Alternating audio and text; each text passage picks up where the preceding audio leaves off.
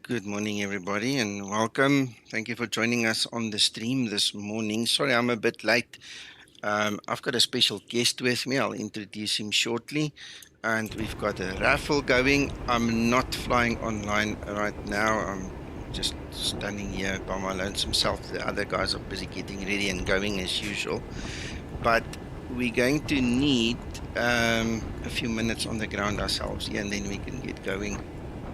So, morning, Alex. Hope you are okay. Just waiting for some numbers to come up, and then we'll do the big announcement and all the stories of what we're planning to do.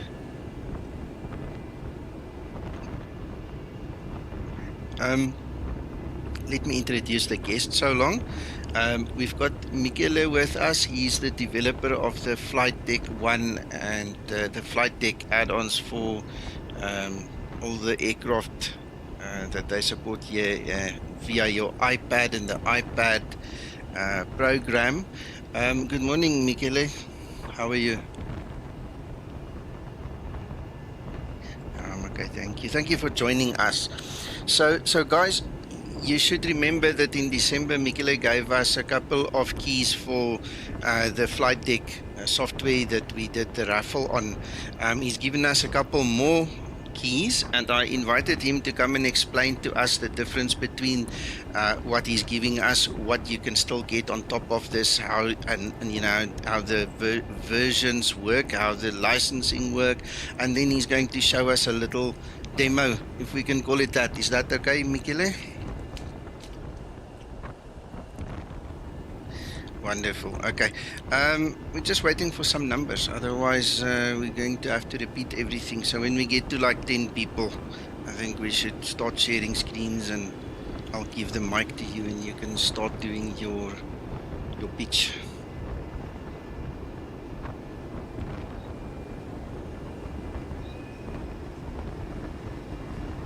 All right.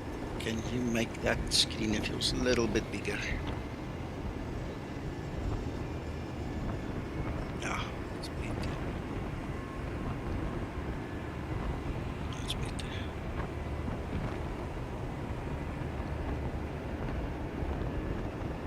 Right, we're getting closer. We're at eight users already, 8 viewers.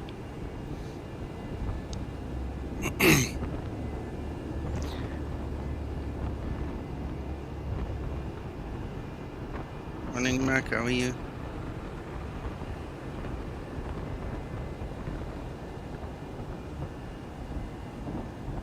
I'll double check it now, but it should all work naturally. Normally, we'll check now.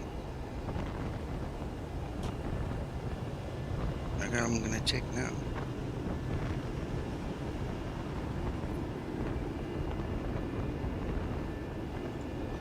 Yeah, we can hear on Discord, but I'll check the stream just now. Give me a second.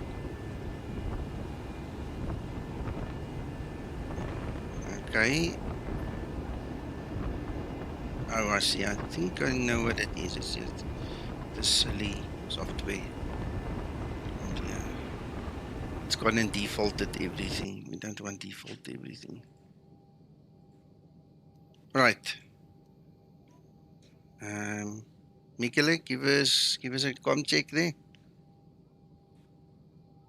Com check.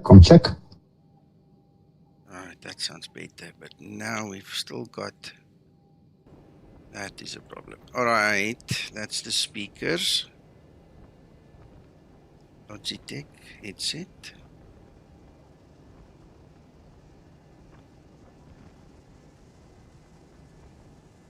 But why? Oh, I know what it is. I know. There we go. Alright, your aircraft was also here in my ears. That's what was triggering the other stuff. Alright, good morning, Andrew. Alex, Andrew, Mac. Did you hear Michele now? Mac, can you give us a shout there as well?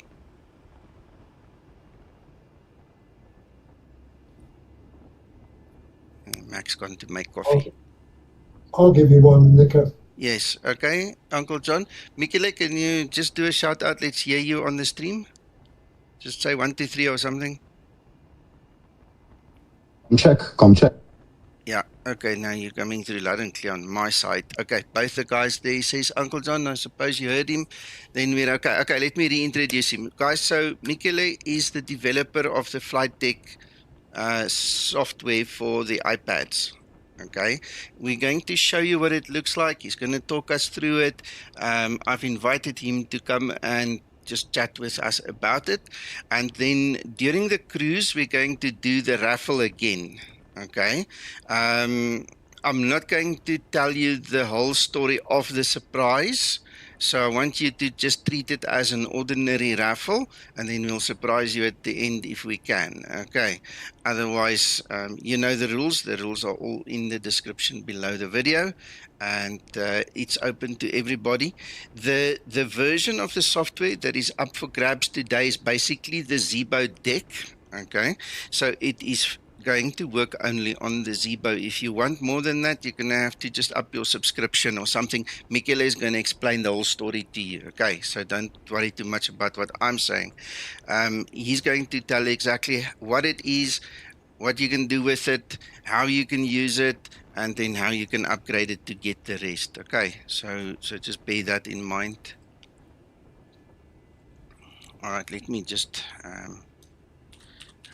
Raffle. It works not only on the iPad but also the iPhone.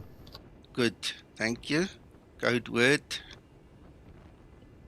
Oh, this app specifically works only on the iPad, just for the real estate, because you need a lot of space. The previous app that we were offering on the late streams was Flight Deck FMS, that is only about the FMC and all the CDUs. This one is the new app, is the flagship app, let's say, that has a complete deck, a complete cockpit representation, and you can control basically everything, not just the FMC. And so the app comes basically, as you can see in this case, wait, I need to share that, Michele, I need to share that still. I was still setting up the raffle here in the background. Let me just share that with you. Then you can start. Let me just give it to you quickly. Yeah, so basically what you can do with this app is basically control entirely your cockpit and even your flight, because later I will explain you some other features like sim brief integration, logbook, etc., etc. But here we have basically what we do is a screen, if it's showing up now. Yes, I'm showing it now. Okay, so basically what you see is the deck of the Zibo, and of course you have the MCP, you have the IFIS, you have the FMC, and you have all the radios and everything.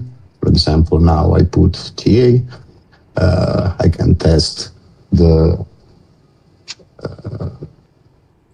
weather radar, radios, everything.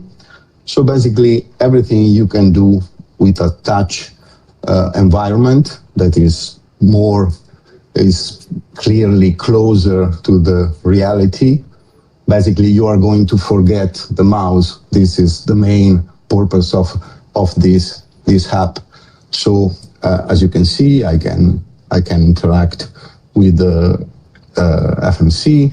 I can just put, for example, now I put the altitude to 24,000. That I think is the initial, right?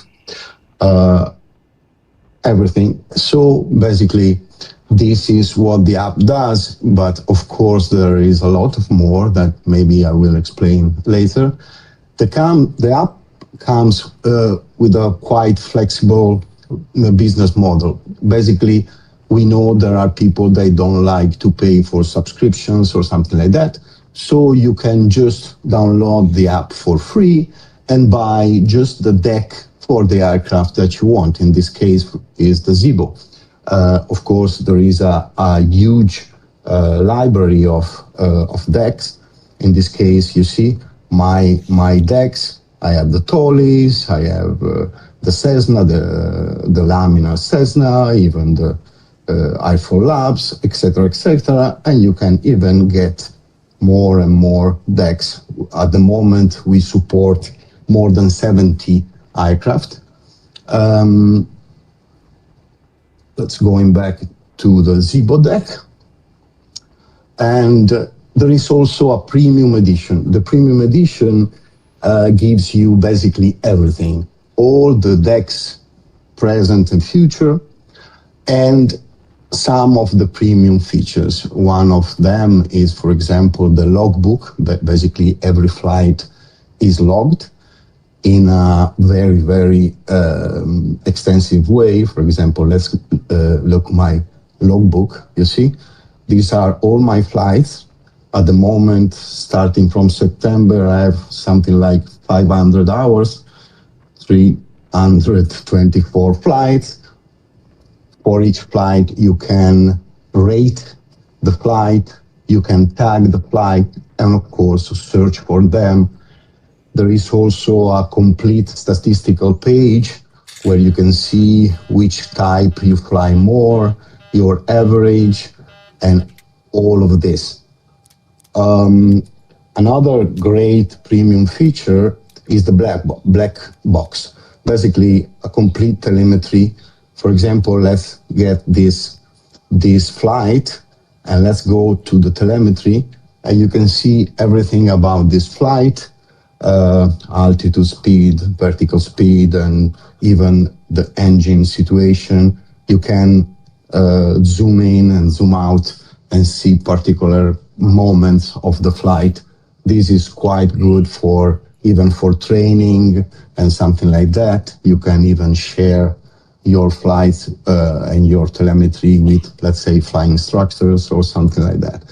Another, just to browse a little bit the features, is my hangar. My hangar, basically, you keep your aircraft, and unlike the explain interface where you select the aircraft, and when you have a lot of aircraft installed, it becomes a mess, let's say it.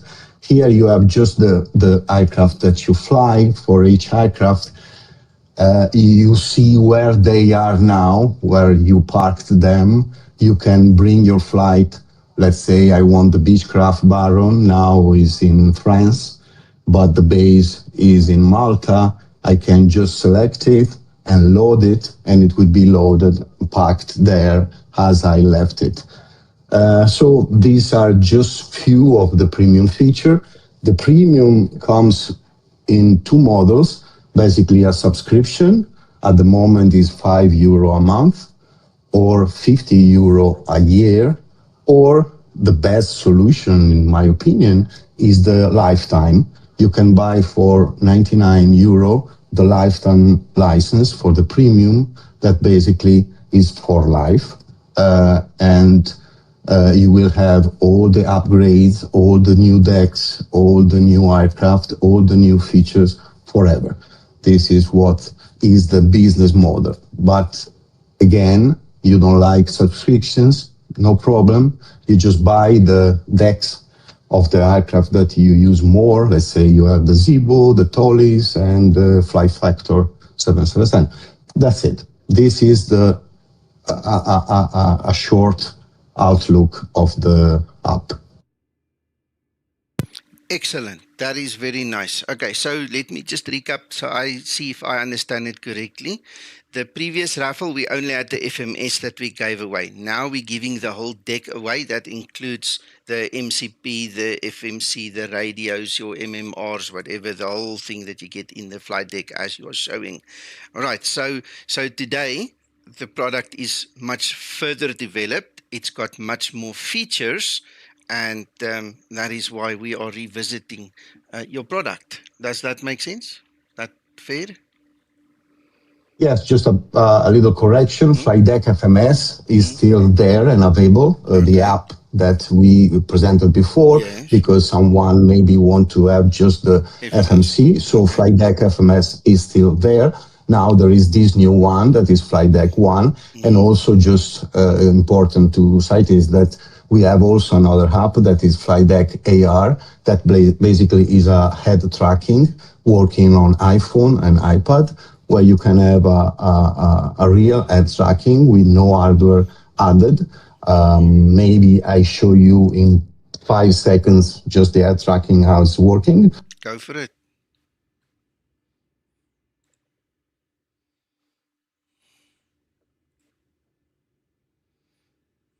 You see, I'm looking around in front of my iPhone.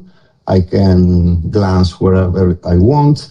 And of course, this is very, very cool for GA, for bush flying and something like that.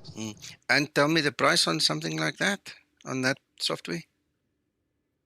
This app is around, I think, €8. Just once, you pay once. For the head tracking? Yes, for the head tracking, yes. Oh, that's cool. That is really nice.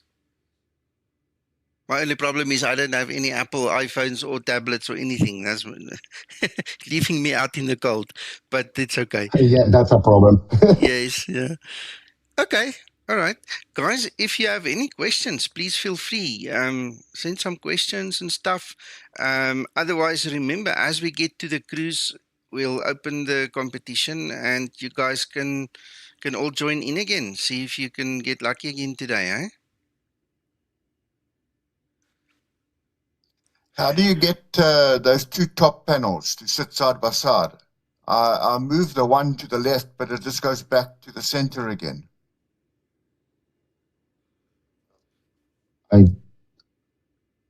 Michele? Yes, not sure what you mean, side by side. You've got You the mean EFIS. how I'm... Yeah, you've got the EFIS and the MCP at the top, right? Yes, on your screen. How do you get the two side by side? When I move the one to the left, it just goes back to the center of the screen again.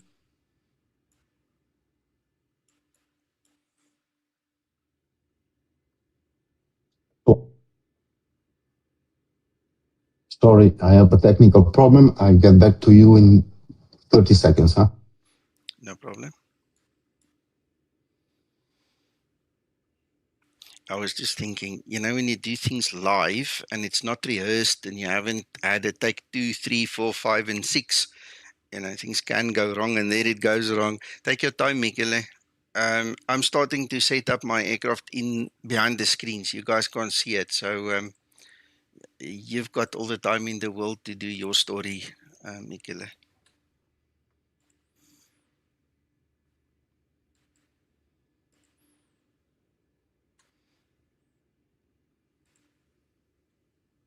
Okay, I'm ready. It's because the push to talk is in conflict with the iPad screen and it's a little mess, but it's okay. Sorry. I'm sorry.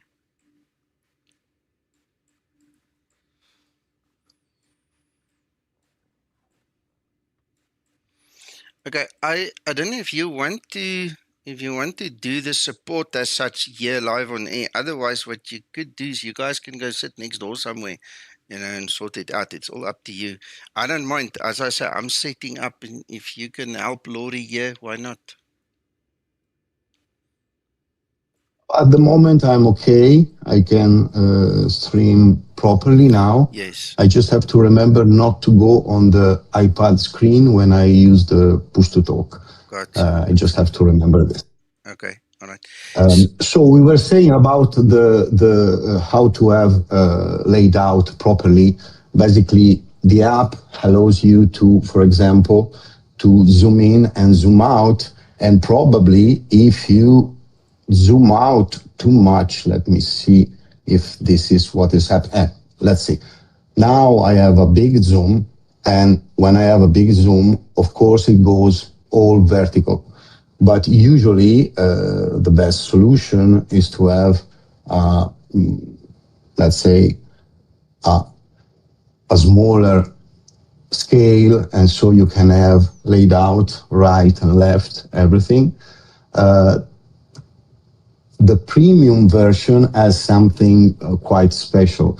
Basically, with the non-premium version, the deck that you have is as it is. Basically, you cannot modify layout or other things. With the premium, you can go even in edit mode and create the deck as you wish. You can even create new decks for new aircraft, picking from more than 120 avionics available. So you can choose with which transponder you have, with which FMC, which autopilot. For the Zibo is not so useful, in my opinion, because everything is here. You have everything you need. But let's say that for more advanced user, the premium allows you to do stuff. For example, you don't want a certain kind of avionics, maybe you don't care or whatever.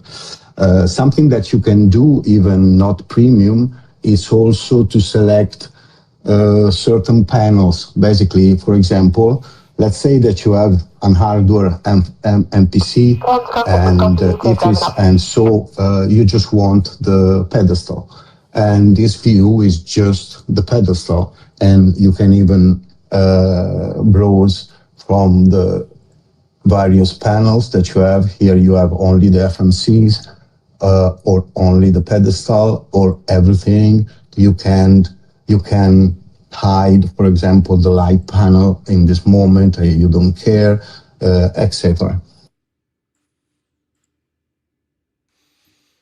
Does that answer your question, Lori? Yes, I found a solution. I had to just reduce the zoom.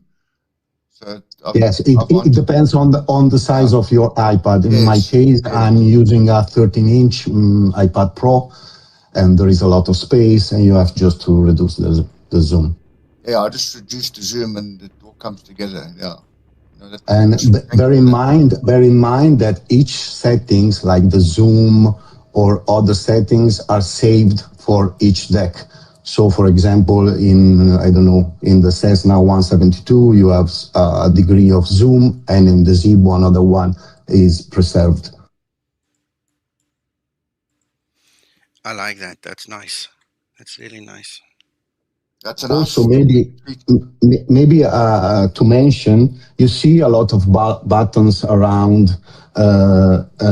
These are called widgets. Basically, you have a lot of widgets available. For example, one is the camera widget, where you can save your cameras and go around your cameras. On the right, for example, you see that there is the ground operation, the weight and balance, and you have, for example, the plan to call the better pushback plan straight away, the sunglasses, or another very important feature is the volume. You have access to the volumes of X-plane, and there is a cool feature that is the noise cancelling. There is this small headset. When I push it, it goes in noise cancelling. It basically simulates the headset, and so all the volumes go down accordingly. And you have the replay widget, where you can call the remote of the replay of X-plane without using the actual X-plane interface.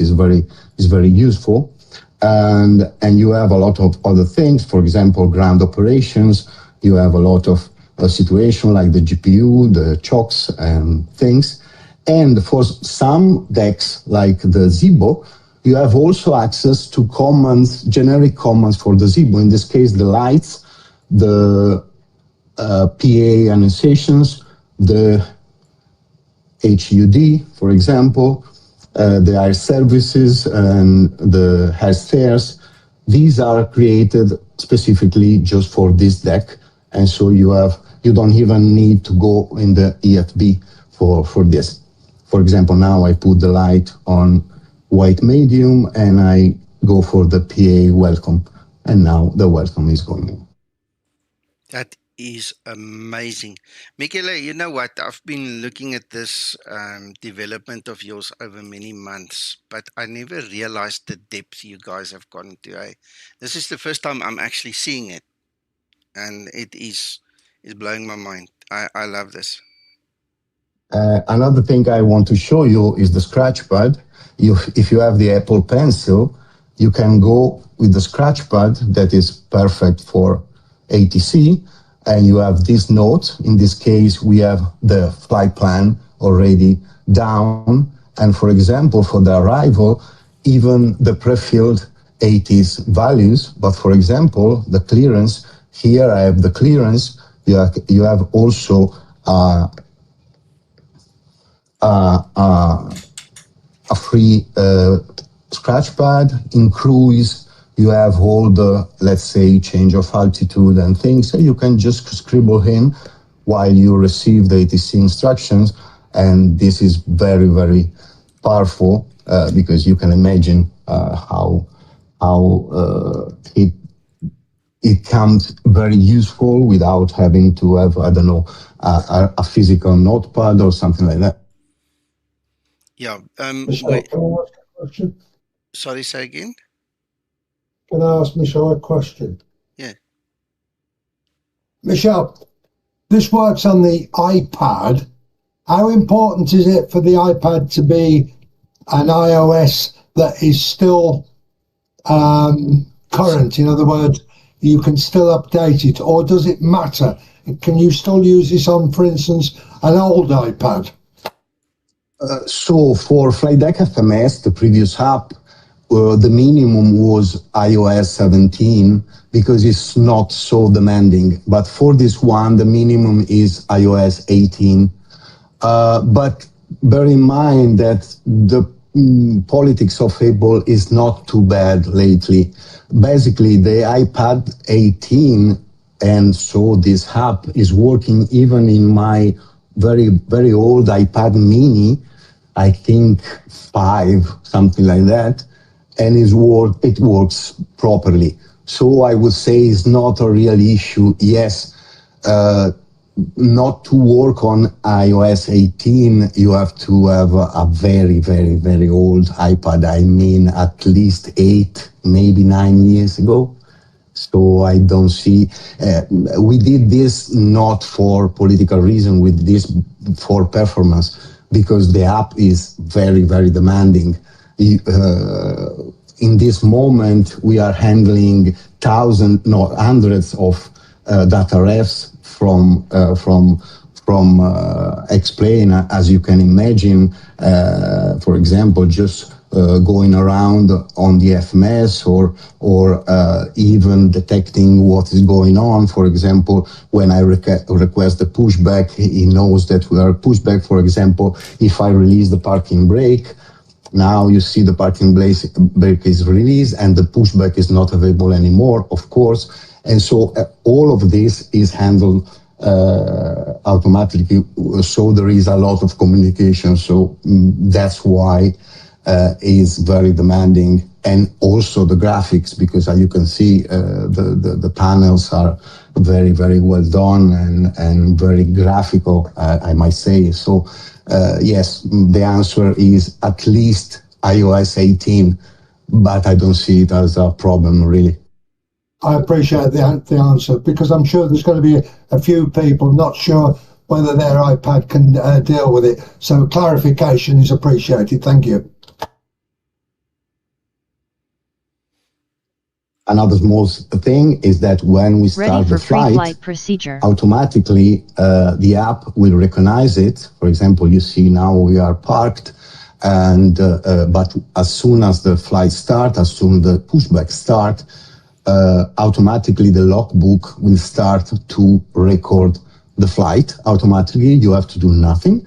And when you park, parking brake, and the moment that you shut down the engine, the flight ends automatically, and you see it in the logbook. So you have to do nothing about this, and this is very cool. That's why, for example, my logbook is very, very accurate, because basically every flight I do, if it's more than 5 minutes, is recorded. Yeah, that's amazing. It's impressive, isn't it, Nico? Yeah, it's very, very impressive. The guys are on stream. I see we've got like 20 guys almost there. What do you guys think? Give us some feedback, ask some questions. For those of you that joined late. The raffle code is in the pinned comment in the comment section. If you want to stand a chance to win the ZIBODECK this morning, which is what is shown, then during cruise, you guys can enter the competition. And the only prerequisite is, guys, you need an iPad, okay? We can't help if you've got an Android, it won't work. Okay, so please bear that in mind. Morning, Jet Power. Yeah, I think it looks Yeah, nicer, sorry. Alex. No problem. Sorry, Nico. Something maybe to mention, because you mentioned it. We have the common question is Android version. The short answer is no, never say never, of course, but the real issue is that Android is very, very fragmented. It means that there are so many devices, and to handle properly the performance or the screen size or all this kind of situation is a nightmare. We are a small company, it's very small, it's 5 people, and so you can imagine that we have to focus. And the elephant in the room would be the other question: what about the other SIM? At the moment, no. At the moment, we are loyal to explain. But again, never say never, we'll see. Yeah, no, 100%. I appreciate that. It's good to have an open mind. I actually uninstalled my FS 2020 and 2024. They're not even on my system anymore. So I'm completely just loyal to explain here, 100% now. I use Mac, so I have no problem in this area, because I cannot even try it. Gotcha. Okay. Morning, Krister, and happy Easter to you too. Happy Easter to everybody else celebrating it. Guys, okay, so Michele, unless there is something else specific, unless the guys have more questions, I'm almost ready to push and start here. I think I'll be ready to go in about less than 5 minutes. And so you can go. I disable my screen sharing. I can enable again later during the flight. Okay. 100%.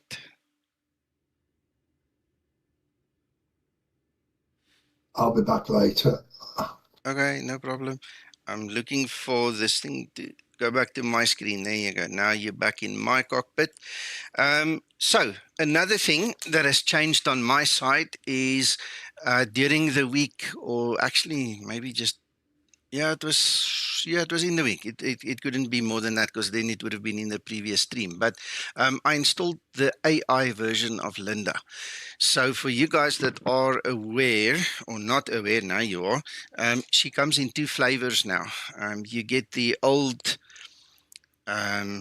version that everybody knows and everybody owns already, but then there's this AI version. So there's a bit of setup that needs to happen behind the scenes, and you have to go to Hugging Face, get the AI engines going and the Olama and all the other stuff. But she's really nice. She struggled in the beginning to listen to me, so I've done a few flights with her, and I hope she's going to listen better this morning. Let's see. Good morning, Linda. How are you? Oh, no, she's listening completely wrong. Gear landing, Linda, power you. No, that's not what we said. Good morning to you too. Everything's under control here. Okay, she picked up on something. Anyway, like I was saying, I think she needs a little bit more voice training with the AI one. The new normal one worked brilliantly. She never faulted there. It was just brilliant. But anyway, we're going to give it a go and see what we can come up with here. Let's start our APU and then. Okay, the loading is just finished. I switched the sound off so it didn't interfere with Michele, but we can put that back on now. Something like that. Yeah, now we can hear it. Trim for takeoff. All set for departure. I don't think that is the right command. Trim up. There you go. Let's do it with a widget. Alright, okay, so something else I can just maybe mention to you if I can get this thing going. This is yet again a new version of the OPT that we are testing. Every week now it's getting better, every week it's getting more accurate, and believe it or not, the only discrepancies now is, for the guys that know what I'm talking about, is just the N1 percentage. And for that, in the real world, there is a little arithmetic thing that you do and you figure it out. It's spot on, basically. All right. I have not heard from Zibo at all in 2 weeks now. So I've sent many messages. I'm waiting for him to respond because I want to know about this N1 setting. Let me refresh you guys there. There you go. Yeah, that N1 value and this N1 value. So what I've been able to figure out in my tests is the OPT gives the bleed on value, and the Zibo usually in this time, and you can see there's 87.6 versus 87.6. This is the bleed on value. Okay, so Zibo simulates bleed on value, the OPT gives bleed on value. So unless Zibo decides to actually, incorporate that little discrepancy, it's really spot on now. Okay, so we must just, for whatever it's worth, remember we get the bleeds on value. So if a clever guy comes along and he sees, oh, but the APU bleed isn't on, or the engine bleeds is not on, then we need to just remember to tell him that it's not simulated yet. Okay, but at least this one is now corresponding. And what I also did now is I've made sure that cutback is on as well. All right, let's go back there. I skipped one page I wanted to talk to you about again. Right, so on this page, remember we're at Stansted now. So one of the things that happens here is we've got that very long, silly 6,000 foot situation. All right, so I want to quickly also just change the transition altitude. I'm just going to put 6,500 so it doesn't pester us the whole time to go onto a flight level, because the altitude restriction is actually on a altitude. All right, so we're not going to shoot up like a rocket. We've done the D rates. We're also going to do the cutback. Okay, so from 87.6 we are going to go down to, I think, 83, 82. There's 82. So all the aunties in the curlers in the hair, or with the curlers in the hair, and all the old uncles that are still sleeping, had a late night, we're not going to disturb them when we take off, and we're not going to shoot up like a rocket. We're just going to go nice and easy. And this is the value of this OPT, man. It just helps you set it up so nicely. And like I say, here is working full steam ahead on it, Okay, and the last thing I want to say is, because I haven't spoken to Zibo, I have no idea when this version is going to be released. No idea whatsoever. We literally are waiting for Zibo to come back to us and tell us, what the story is. All right, okay, I'm not going to use ATC. I'm simply just going to do this pushback thingy and get going. All right, we are on there. We can switch those ones. There you go. Before start procedure. Before start procedure.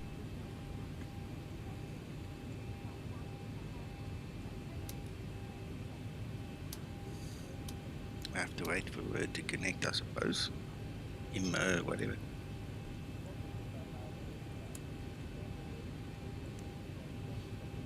Before start procedure complete. Ready for before start checklist. We'll try to follow the flight. I am a little late because Pax boarding now, but just not to be in sync. But when you are in flight, I will be, let's say, a few minutes back. No problem. I'm not sure what we're waiting for. Ground to cockpit. Please show me where you want to go. I I just pressed the button too quickly and then I didn't go back. Okay. Michele, do you know approximately how long I have to wait for you, if I can wait for you? Oh, I would say don't wait for me. Okay. It's just I would need, let's say, 10, 15 minutes, something like that. But don't wait for me. Just be out of sync of 10, 15 minutes is not a problem. Okay. That's fine.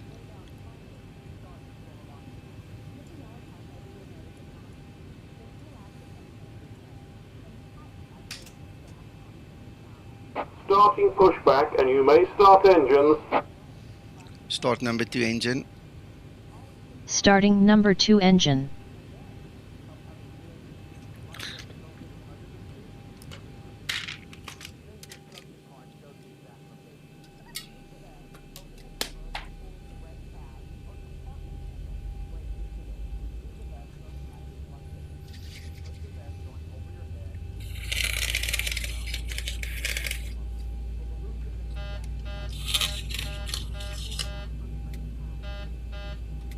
N2.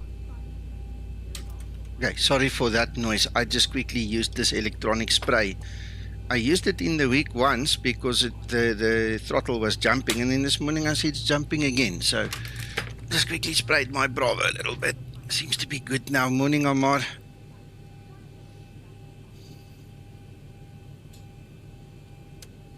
Thank Starter you. cutout. Get the kettle boiling. We'll be there soon. Start number 1 engine. Starting number 1 engine. Mac, are you back?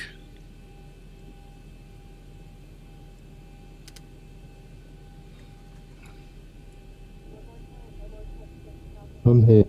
Okay, just checking.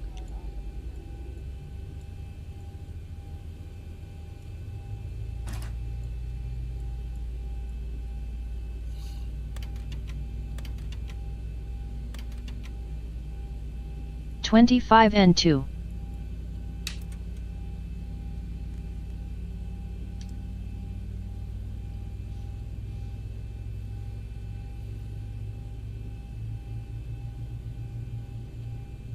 Operation complete. Set parking brake. Disconnecting tow. Stand by. Ready for before taxi procedure. Starter cutout. Engine start procedure complete. Before taxi procedure. Before taxi procedure.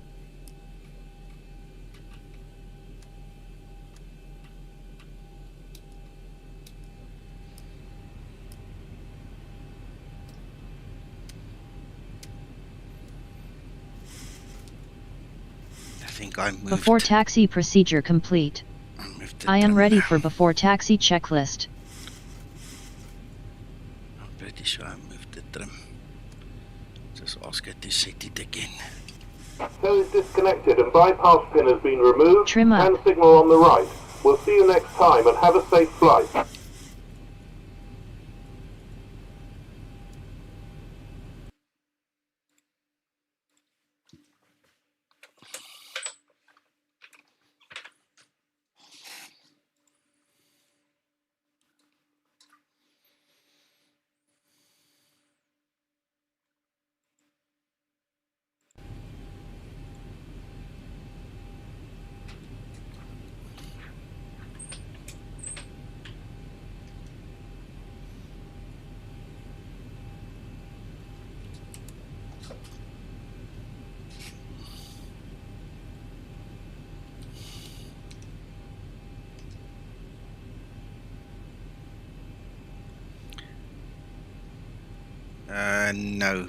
No, I'm not. It won't be the same version. And the version that I'm using now is the latest beta one, and this one is AI. It's got a whole AI engine riding in the background.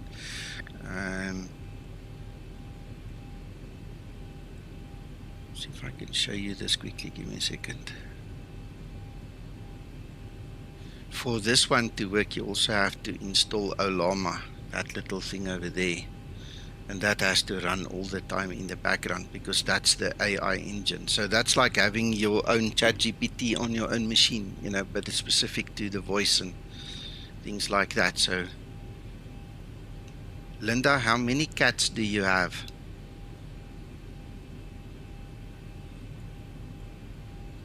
I have 2. Why do you ask? We are curious. And did you feed them this morning? They're fed. Thanks for asking. You see, this is what the AI now gives you. You can talk all kinds of nonsense with her. Just don't get into politics. That's all. You know, certain things you don't talk about in the work environment. But anyway, let's go.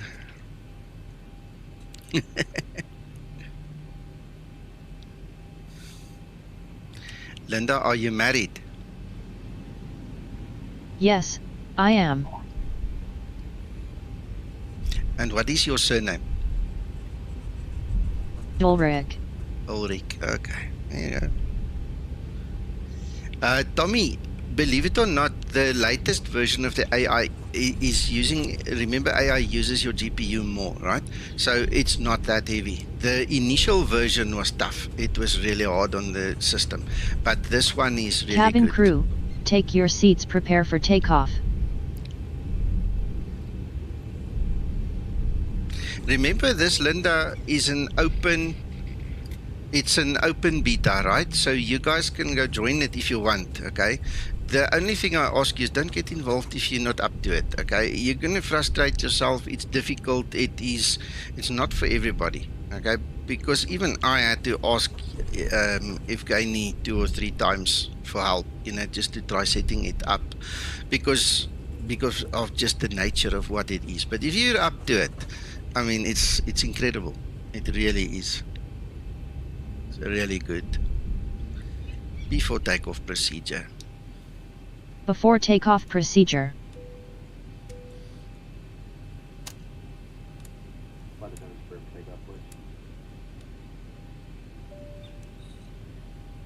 Before takeoff procedure complete. Ready for before takeoff checklist. I think I'm gonna have to spray this thing a little bit more. It's like it's jumping at the low end now. This throttle. Spray it now. Yeah, I tell you, the future looks different to what we thought, eh? It's so different. Runway 22 confirm. Stabilized. On runway 22. Oh God. Takeoff thrust set.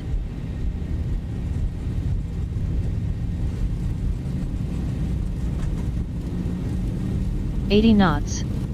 Throttle hold. Leaving the gate now, so just a few minutes late. Okay, yeah. That's about 5 minutes.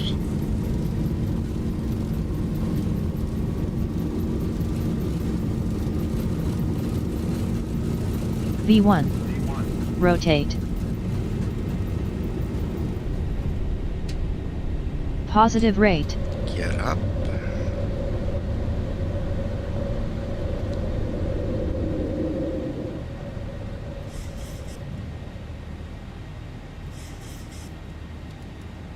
Alright, command A. I'm not gonna bother trying to impress anybody there and fly this thing. Acceleration altitude.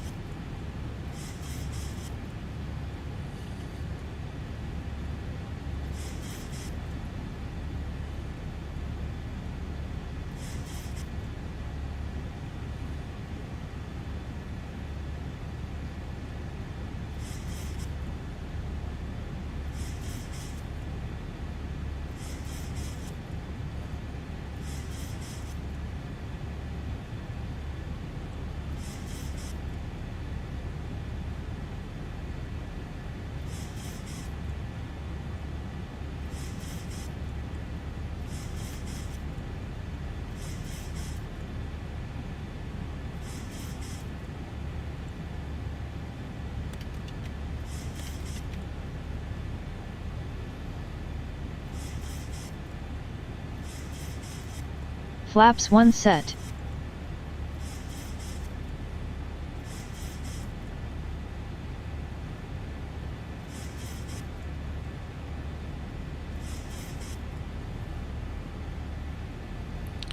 Sunpleo, good morning.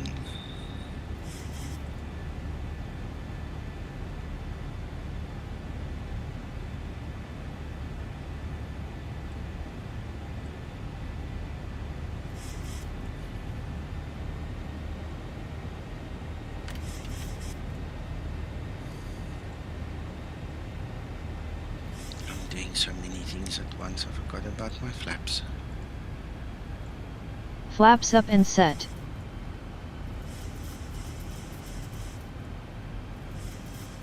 There's the acceleration after the cutback.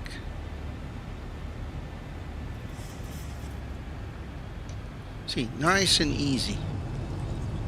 Everybody can sleep late.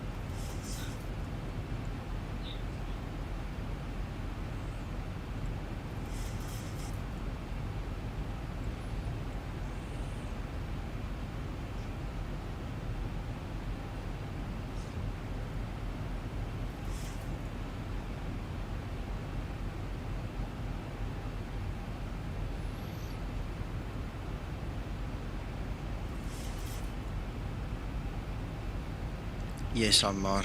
I disabled my Orbeck stuff here in the UK. When I fly online, or let me rather put it this way, when I stream, I don't want to crash out because of memory issues and other stories, you know, so I just make it simple and easy, because in this area, the FPS is usually a bit harsh on the systems, you know, in the whole London area up to Manchester. You know, sometimes things can go wrong. So just to make it easy on the stream, man, so I don't have to rage quit and you guys go home without seeing a proper stream. You know, just disable the Orbix stuff, use map enhancement. But at the same time, I always use map enhancement. It's always on my system. I never fly without it.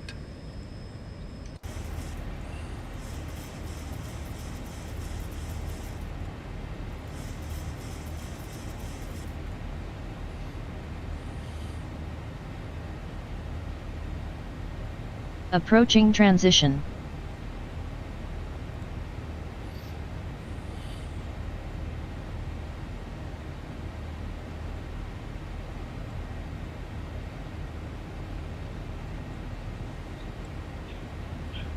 think that was the last altitude restriction, eh? Transition altitude. Just checking the charts, yeah. Going out this way, we don't have that 6,000 foot all the way, 24,000, and now we're done. End of. But we were still courteous, we still took everybody into consideration, you know, so everybody's happy.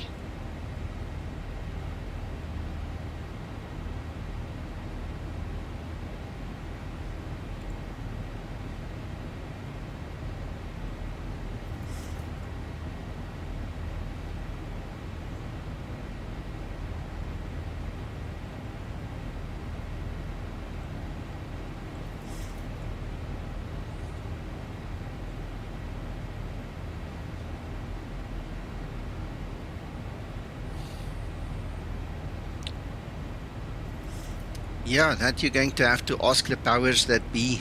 CAA, JAR, these guys work different to what the FAA works. Usually it's related to terrain and also, you know, traffic management and things like that. So congestion. Flight level 100.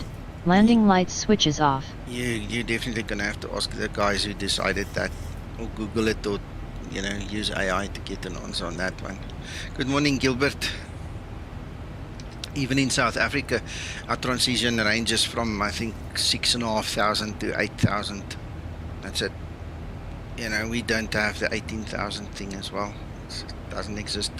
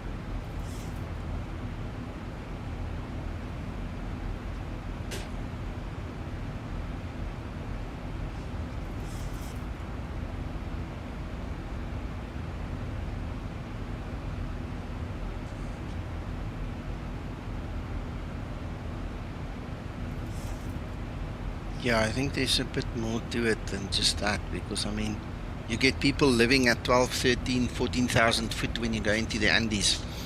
You know, if you fly in our VA and you go do the high altitude challenge tour, I mean, a lot of those airports, you've got a hell of a problem with altitude. You know, you walk around with an oxygen mask before you fly, and an oxygen tank, because otherwise you're not even allowed to fly the aircraft. I mean, even in Zibo had to build in this special high altitude pressurization system for us to be able to legally fly in those areas, you know. And I always threaten and say I want to do it again, and then I never get to it. But one day we'll do the tour again, and we'll stream it for you guys, so you guys can see those challenges. And I mean, there the transition is also a totally different ballpark.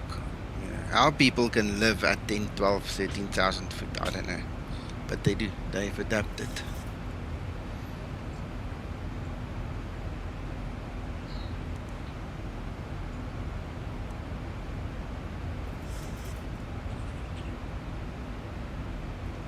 Tommy, no, I didn't.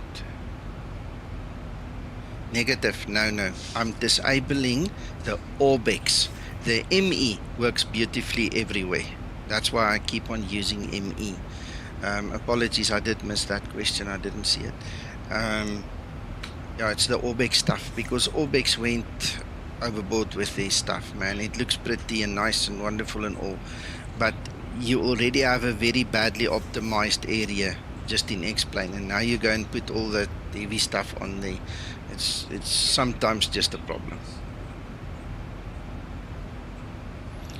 Paul, you're gonna have to watch the beginning of the stream again, but in essence there's no news from the Zibo side. We're waiting on Zibo. There's other stuff I spoke about in terms of the flight deck software that we're raffling off again today, and then there's obviously Linda, that's now AI.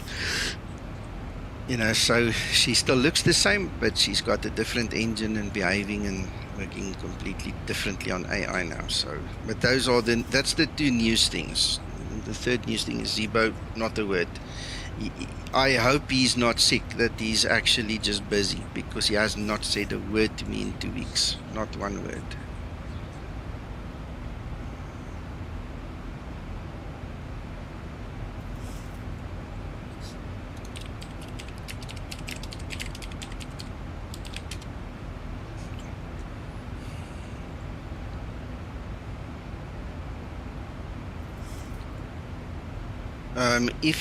If you want to use the Linda, you're going to have to install the Olama, because the whole engine runs through Olama.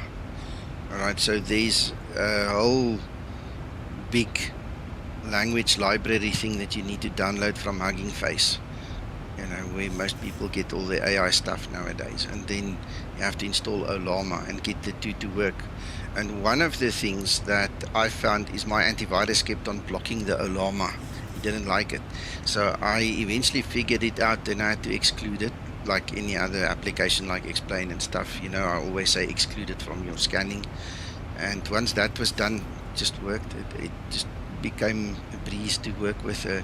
Every now and then she's still, the voice recognition isn't 100% yet in AI, but it's getting there.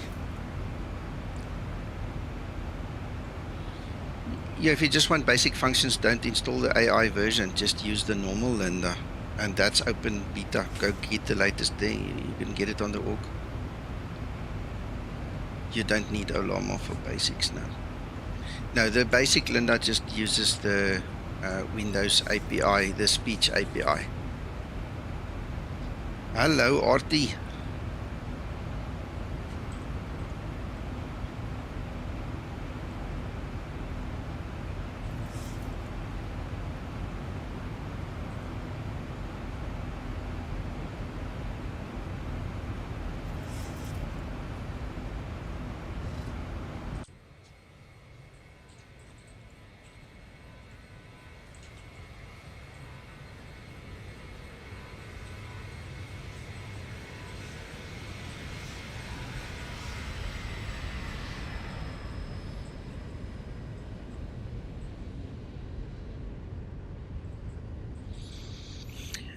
Michaela, I've just switched back into your cockpit there just to show the guys you are showing us the flight deck for the Zibo there, and that we can see the numbers are moving.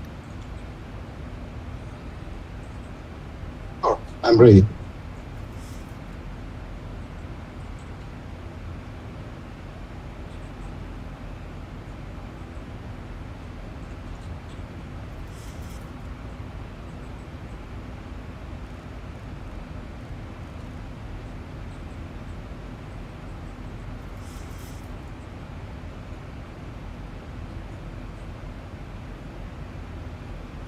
Bruna, you must search. If you look for the Copilot, go to Google, then you type in Explain Copilot Linda.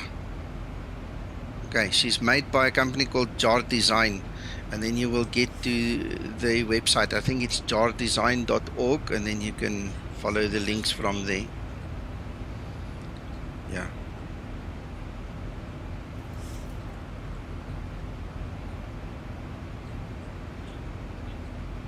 And with this new model, guys, you get one model that works on all the different aircraft. The way she differentiates is by looking at your license. Okay, so you can't just buy one and then use her all over. You still need the license for each aircraft.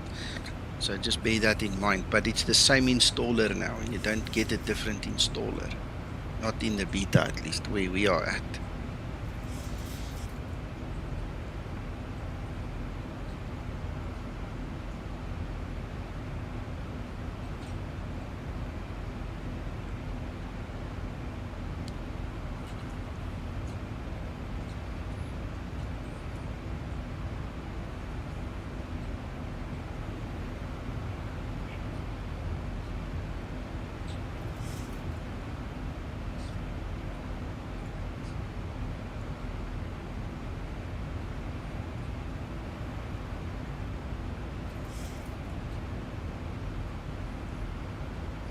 Michele?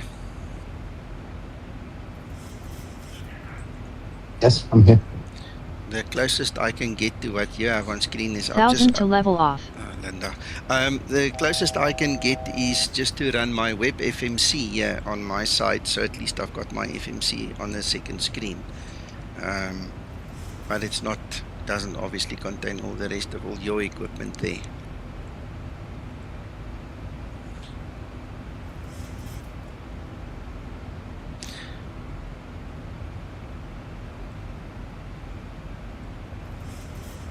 There we go, I'm in cruise now.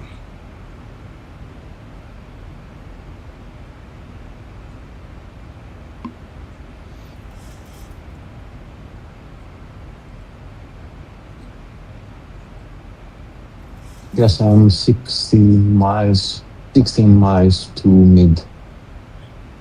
Gotcha. I'm 6.5 to mid.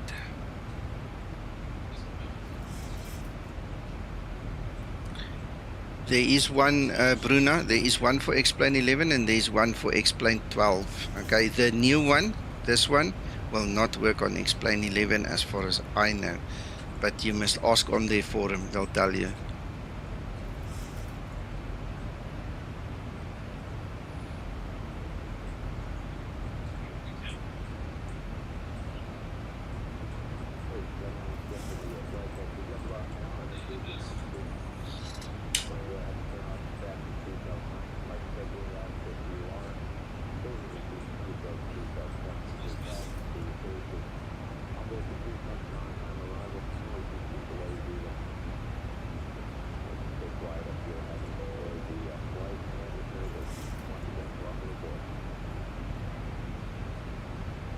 I like the clouds we have this morning. Beautiful clouds here.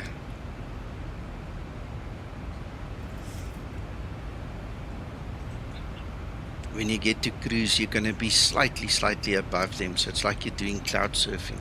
It's really nice.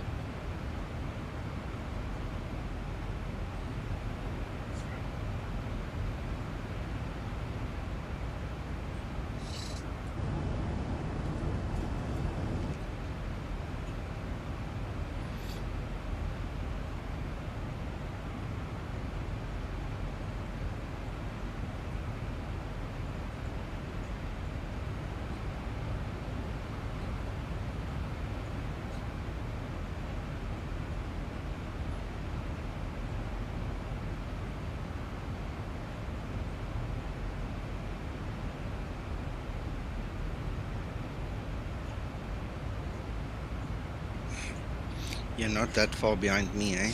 You're really close. Yes, I'm chasing you. Yeah.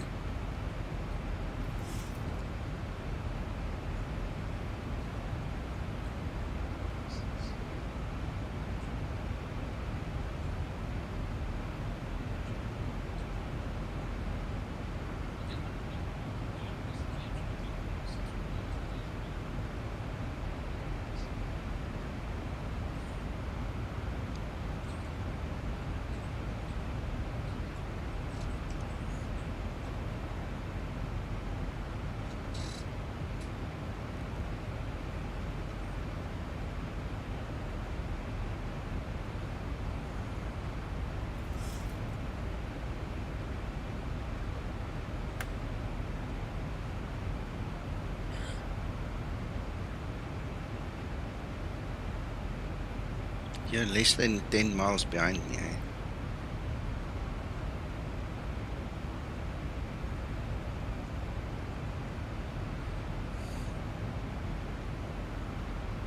Michele, why did you decide to make something like this? I mean, we all love it, but what happened? How did you come up with a plan? You know, give us a bit of background. Yes, so the point is that I'm almost on my retirement age, and so I'm just tied to what I love and what my passions are. So in this specific case, I'm so tied to aviation in general, and the very problem that I faced using the simulator is, of course, to use the mouse too much. This is something that I profoundly hate. So my point is, okay, can we do something that is more tactile, and so we can use our fingers and just to turn knobs or something like that? And since I'm coming from a previous experience, we have another product that is for musicians that is called One Control, and is to control all your music gear from the iPad. So basically the idea was to move the same technology and same experience to something related to the flight simulation industry. And then we started, let's say, 15 months ago, hard work, because as you can imagine, is a huge product. As I said, at the moment we cover more than 70 aircraft and 120 avionics, from the KX 65 to all the FMCs and everything. And that was the idea, basically. And so to have something where I rely totally, on which I rely totally when I fly. So basically, in this specific case, since taxiing, I didn't touch the mouse. I was just using my flight controls, of course, and the iPad.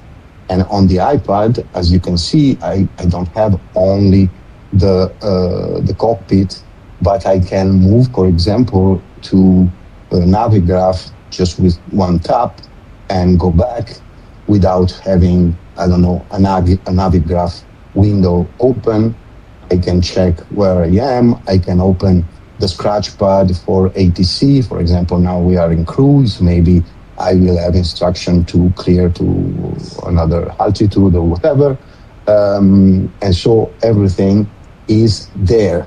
So basically, you end up having your flight controls, your screen. Now, of course, the screen is occupied totally by my iPad screen sharing, but of course, it will be on your side. You can use even more than one iPad if you have them, maybe one for the FMC and one for the cockpit. And so that was the idea, to move everything under your fingers. Basically, that's it. That is wonderful. No, that's brilliant. Brilliant. I was wondering, you know, while we're sitting here doing not much, it's nice to know background and history and stuff, you know.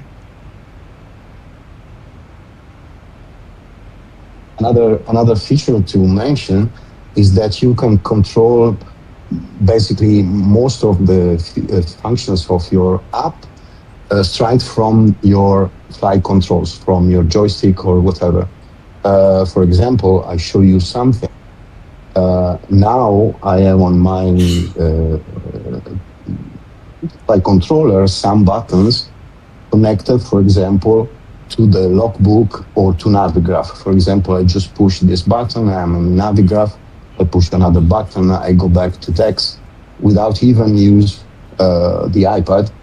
So this is very cool. For example, it's very similar to the assignments that you do in Explain, but these are done for the app. So basically, they are dedicated for the app. You can navigate to the app. For example, I can change panel. Now I'm doing this I'm changing the panels straight from my quadrant buttons.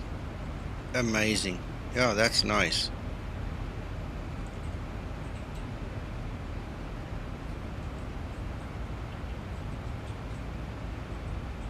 For example, I want to tell the passengers that we are in a turbulence. I just open the widget from the Zibo and I say PA turbulence. That's it. It's done. That is cool. That's really nice.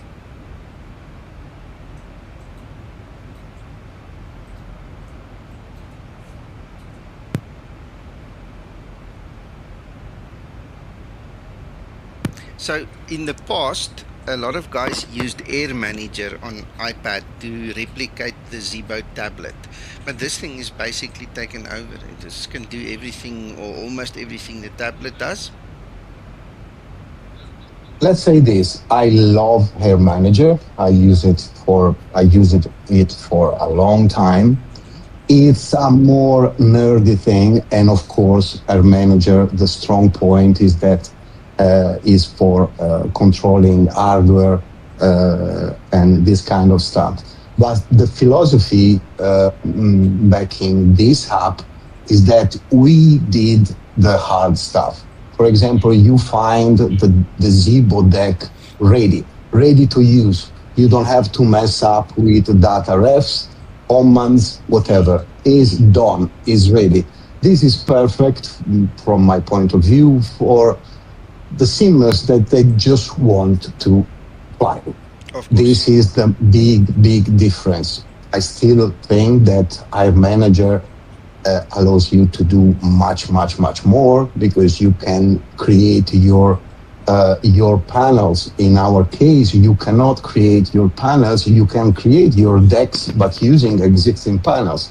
You, for example, you have a 172 that is given, by the way. But let's say that you want to create a deck for a new GA that we don't provide at the moment.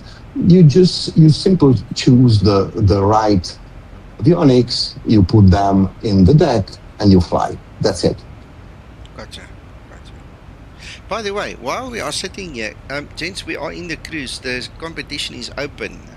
The keyword that you need to use to enter the competition to stand a chance to win is exclamation and then ZIBODECK. If you look at the very top of the comment section in your stream there, you'll see there's a pinned comment. The keyword is also in the notes below the video.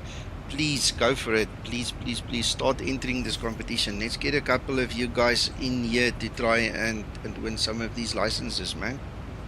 There you go. Hit it.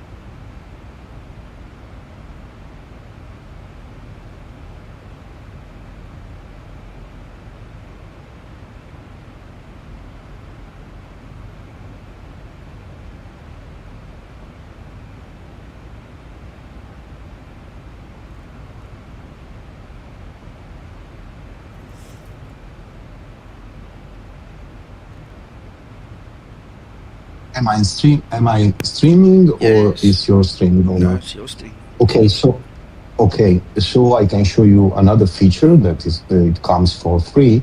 It might seem very simple, but it's quite powerful. We call it providers. Basically, you can have all the usual providers, and you can have, of course, Navigraph and SimBrief, but you can also have, let's say, Avio or whatever. And so basically you can switch from one provider to the other just simply by tapping on the top. And so is a quick way to navigate to your thing. For example, now I have my path on Navigraph and can go back and without, for example, opening a window on my PC or whatever. So it comes from free. Another thing that comes for free is what we call the dashboard. Basically, a dashboard is, if you know the Stream Deck hardware, is something very similar to the Stream Deck hardware. You can create your commands, common commands, for example, x86 shutter or reality expansion pack with all the commands. And we provide, like, I think 5,000 commands for explain already there. So you can create your dashboard to access quickly all the features, and you have access even if you want from inside your deck. For example, this is the developer widget. For example, I can dump the 86 state or whatever nerdy stuff you want to do.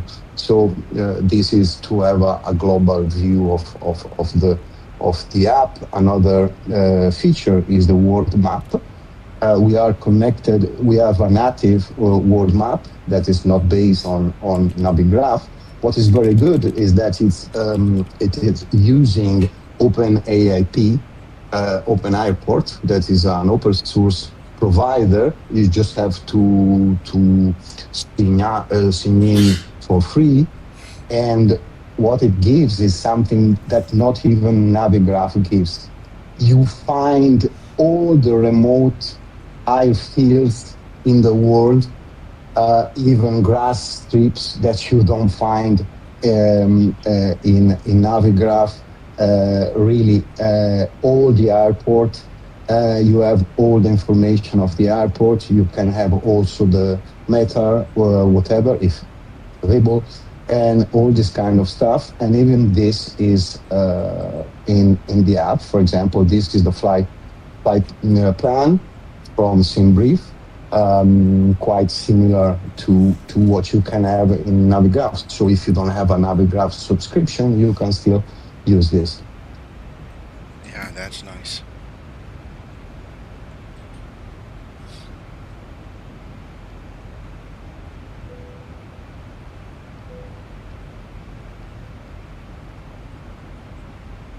For example, let's see the arrival. For example, I can start and see for the arrival, the nav, this one, this carbon. This is the one. And what I can do with the scratchpad is something like this. I have my scratchpad and I have pre-filled from SimBrief the 80s, but I can fill in also the clearance, of course, if I have it from LTC, but in this case, I just write down.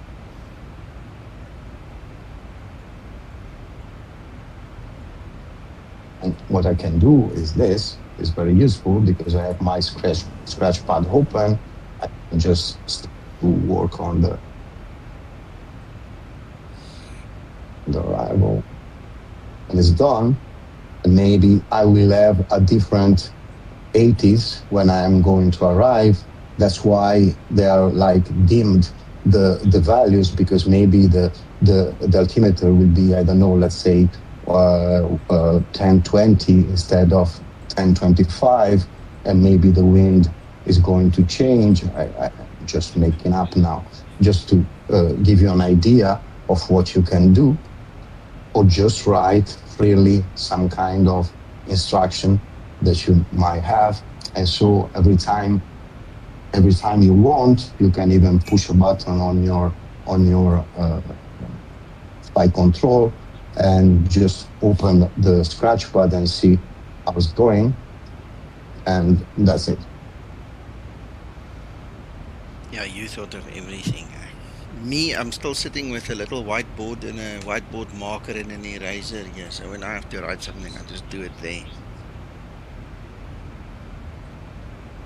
That looks so cool. I really like this, Michele. You did a great job, man.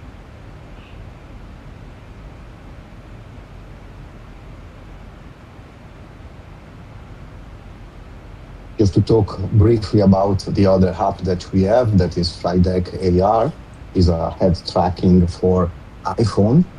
Now, if I enable it, now I am on the, now is, you see that I'm looking around with my head.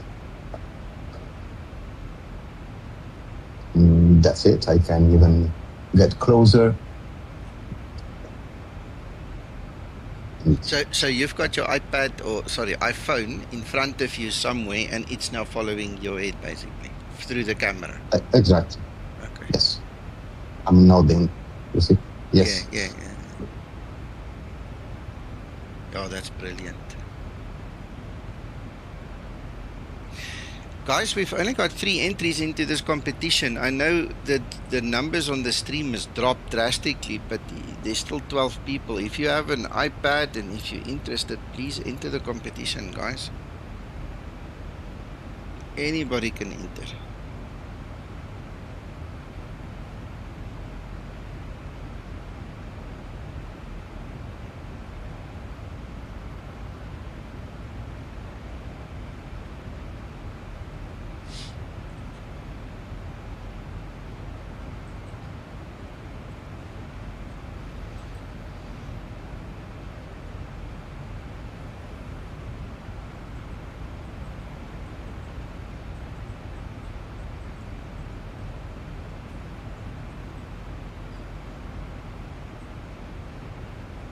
Something worth mentioning is that we have very cool gestures for the knobs, because what I wanted was to use the knobs like we do in real life. For example, let's see now in the COM panel, it's very easy because in this case we have 2 knobs, and the dual knobs can be very, very tricky. But we have basically 2 knobs. You see green and blue. Green is the inner one, and blue is the outer one. So for example, I want to set to 125, so I go out and I just rotate, you see?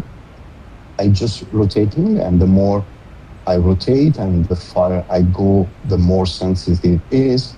So 25, and let's say 40, and swap. That's it. That looks so cool. I like the colors.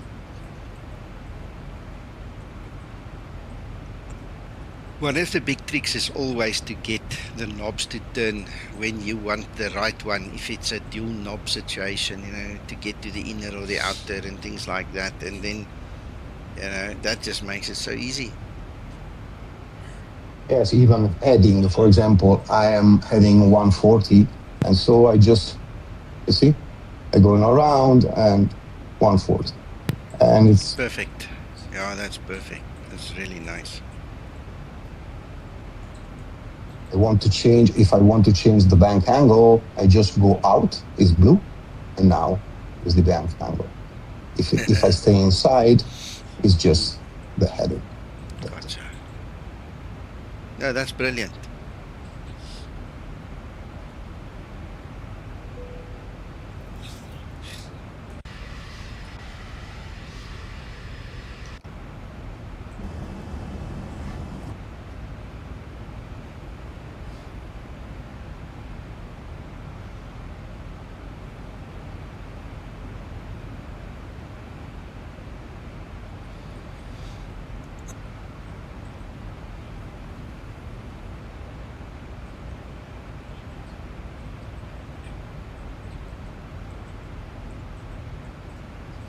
Of course, the ad tracking works also for the passengers.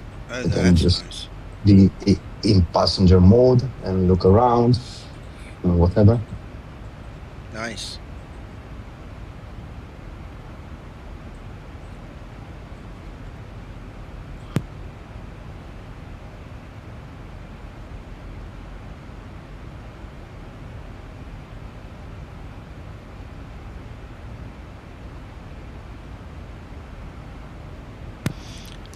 Come on, guys, come on. You guys are welcome to join and to do this raffle thing. Just put in the little key word thing and then let's get you guys on board.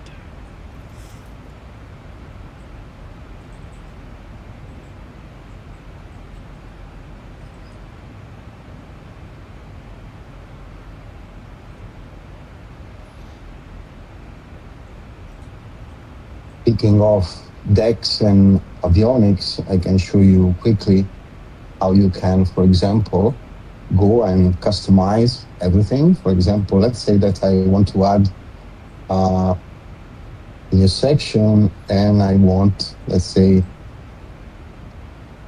one of the 120 avionics that we provide, and everything from FMC to radios and responders and everything. And what I can do is just, let's say that I want this whole transponder is selected. And now my Zibo, my 737, has a very old TCAS, but that's it. Okay. It's pointless in this context. Of course, it's pointless, but it's very cool if you are creating your own decks for a specific aircraft. Look, I think it's very important that you give a nice showcase because we can put this video on Facebook and share it with the guys, so anybody that's interested in the software can just watch it. So you just continue. Yeah, tell us what you need us to know.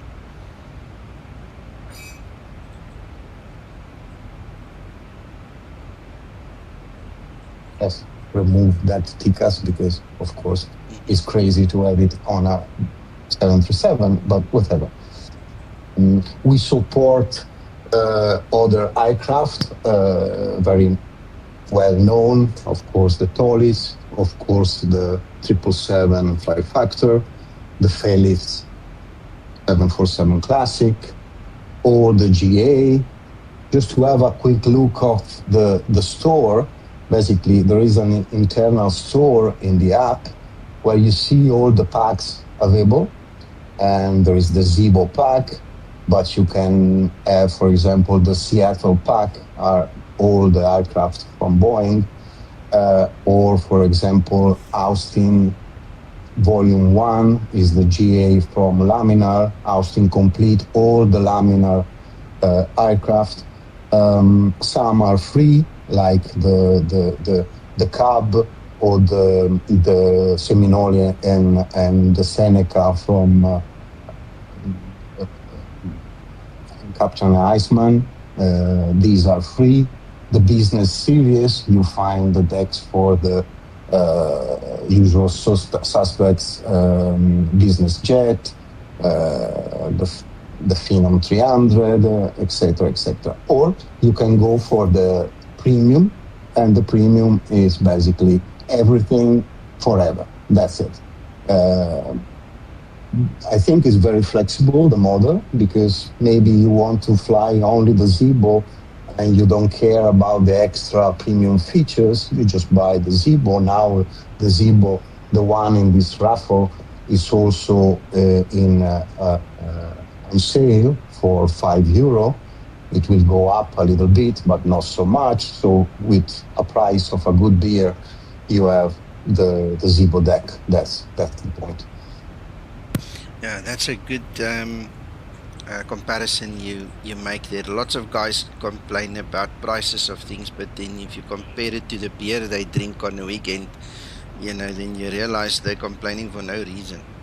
It's priorities or something, but not the price. Very good pricing.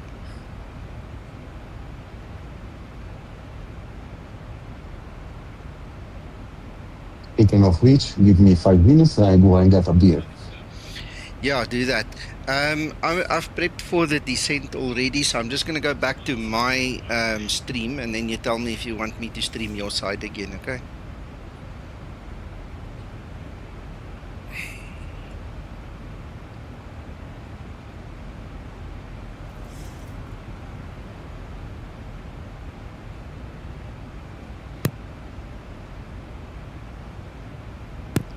Come on, guys. There's only 3 people that entered this raffle this morning. I'm pretty sure there's 1 or 2 more of you guys that would love to have this. All that's going to happen is we're going to pick the winner, and you're going to have to contact me on either Discord or Messenger to get your key. We don't even need your email anymore. Previously we had to do that, but it's not even necessary. If you win, you just get a key code and then you go into your Apple store and get the gift.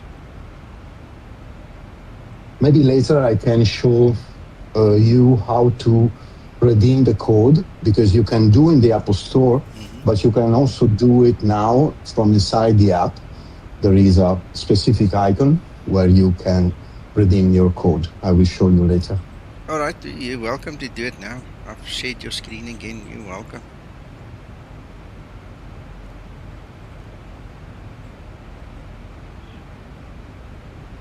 So here is the internal store. You can go from the sidebar, the store. On the top right, you see that gift icon. Yeah. You just press it, and from here, you have to enter your code. That's it. Nothing more to do. Excellent, excellent. Well done. That's a really good idea.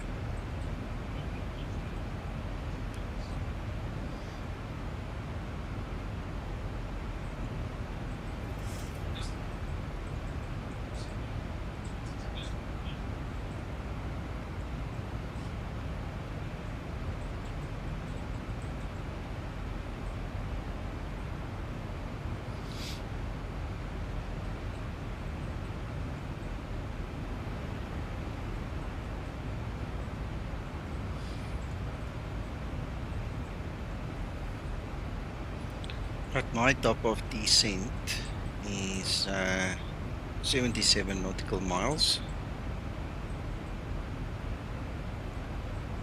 I'm 100 miles. I see.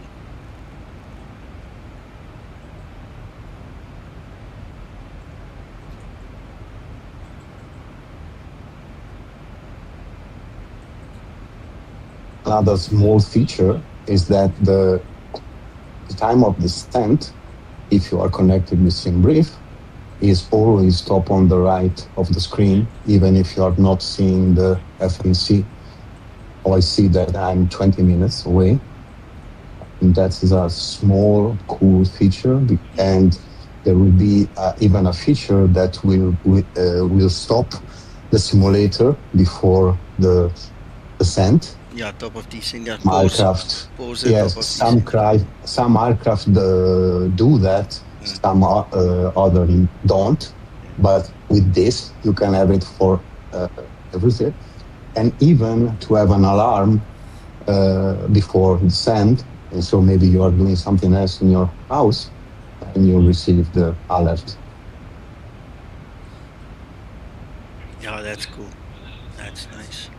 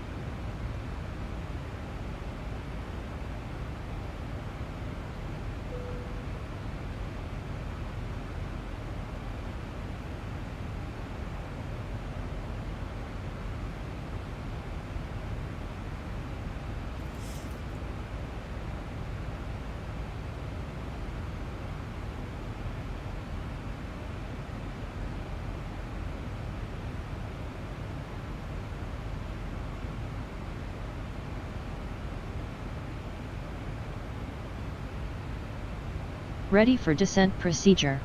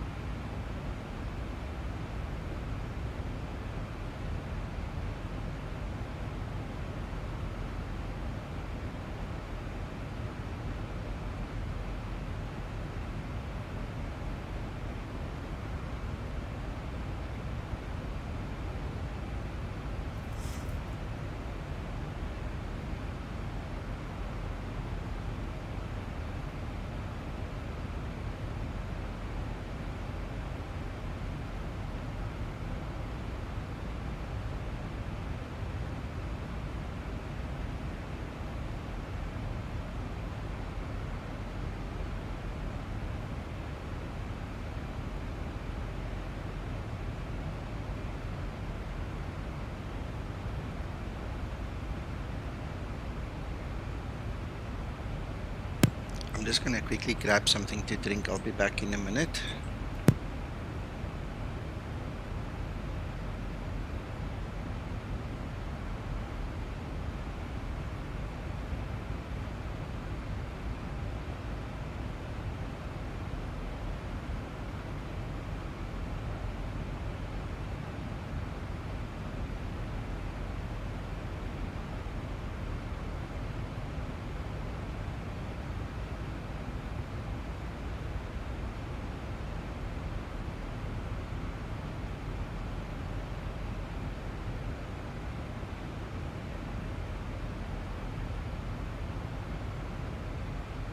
Approach top of descent.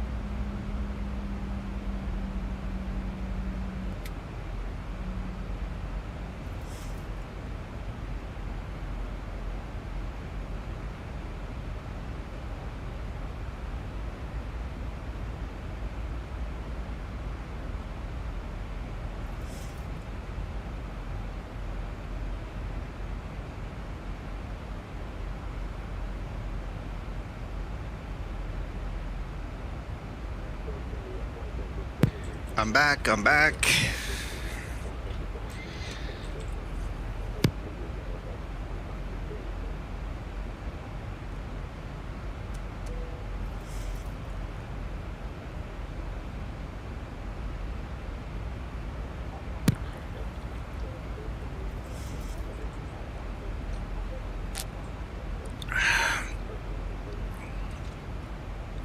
Right, we've reached the top of descent, which means that the competition is now officially closed. Rob, hello. Okay, let's do this. Rob, if you want to stand a chance to win this flight deck one for the Zibomod, I'll show it to you now. There you go. Please enter the competition quickly. Let's extend the competition maybe 5 minutes. Okay. Let's do that. Get some more guys to enter. We've got only 3 people that have entered. I'm pretty sure some of you guys still want to stand a chance to win this whole system for your iPad. So we'll give it 5 minutes. So effectively, well, let's make it, there's 4 minutes left of the 5. So at Zulu time 10:05, we'll close the competition.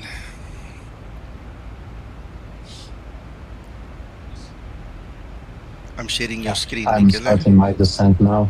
Yeah, I'm sharing your screen again.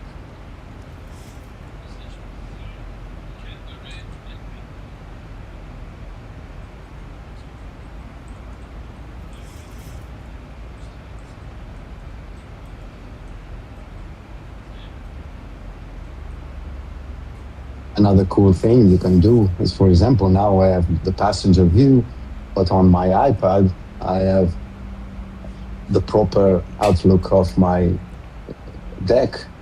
I see that we are descending already, and I see my FMC, but I'm still on the passenger view. So sometimes it's even cool to try to descend and almost I say land from the passenger view. Yeah, absolutely. Absolutely. That's fine, Rob. I just want to give everybody a fair chance, and you came in late, so that's why I gave you the chance there. So anyway, there's 3 minutes left. We'll do that, and yeah. For example, now I put 12,000 on the altitude, but I'm still in passenger view. Yeah, that helps. You can go make coffee and take the iPad with you, and stand by the kettle and not care, because you can see everything that's happening and control from there. Exactly. You have no idea how many times I do that. Yeah.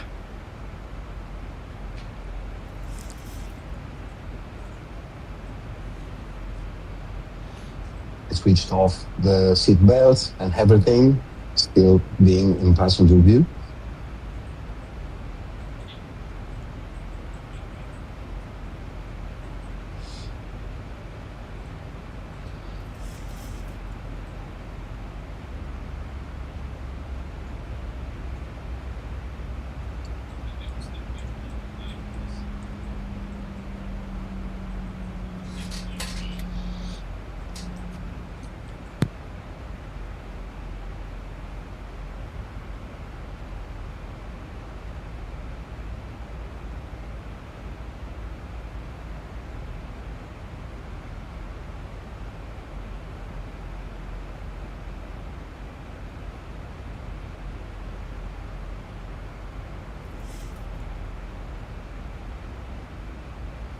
For example, now, let's see the destination altimeter.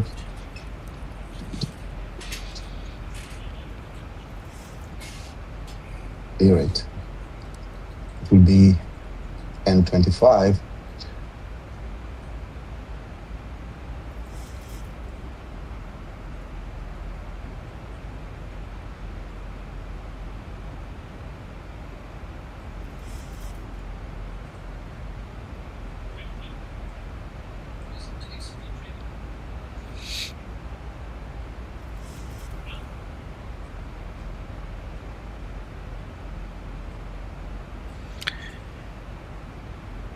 Right. Okay, so now it's 10:05 on the clock here, Zulu time. So the competition is closed. Jet Power, Andrew, and Arthur.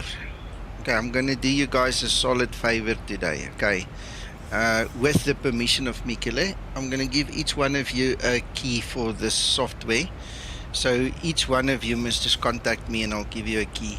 Okay. There's no point in doing a raffle if there's only 3 guys. You can all 3 have the key. Alright. So just let me know. Absolutely fair. Yeah.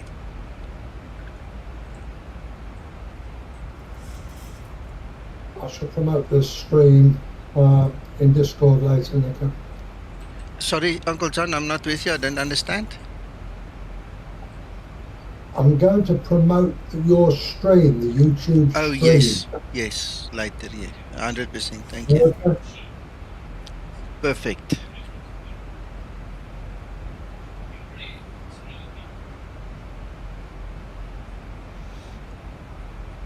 Yeah, remember, this is not an add-on for the Zibo, Rob. This is something that runs on your iPad. So it talks with Zibo, but it's not part of Zibo. It's not going to interfere with Zibo itself. Eh? This literally just gives you all the information and puts everything on your iPad to give you the ability to literally go to the toilet or make coffee or, you know, go to the shop quickly and have it in your hand.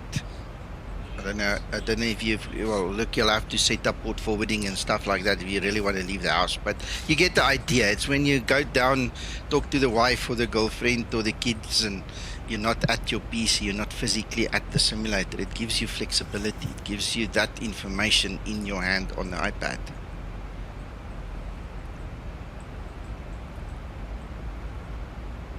Yeah, and of course, to control everything from the iPad, just basically reduce the mouse usage almost to 0. I rarely touch the mouse. Of course, startup procedures and shutting down and thing, okay. But for the rest, everything is there. Lights control. You don't have to look up for the lights. And of course, MCP, IFIS, and all the radios.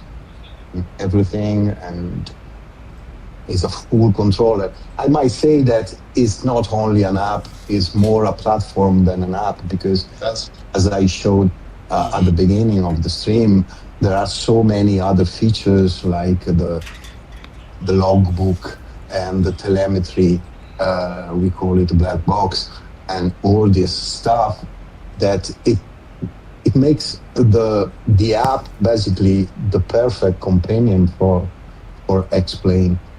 You never start a flight without the app open. It's basically everything you need is there.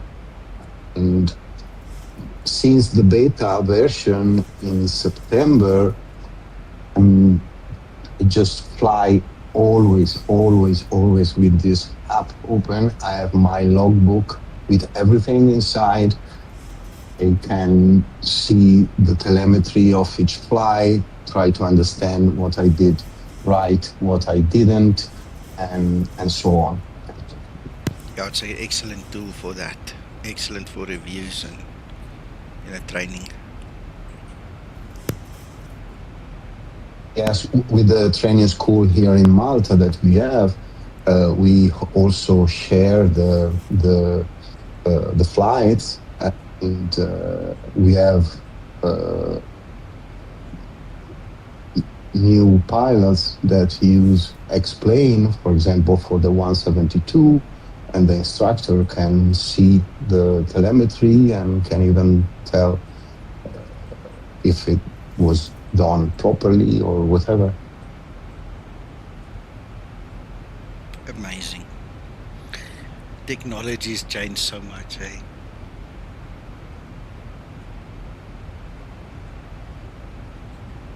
You can import your X-Plane logbook, of course, and so you can, if you have a very large logbook already in X-Plane, you can import it, and from that moment on, you can go with the with the internal logbook. You can export the logbook in the common international formats like EASA or whatever, ICAO, so to have a proper logbook in your hands and see what you fly. You have statistics. For example, I can go back again. This is my logbook, but I can open all the stats and have a clean vision of what I did. I have a weekly average of 19 hours, monthly 78, yearly average of more than 1,000 hours. And I can see for each type, for example, I see that I used a lot the Tecnam P2006, and that's it. It's a very, very powerful tool. Again, about the telemetry, you can open telemetry, look everything, what happened, the vertical speed, your flaps, engine, so on.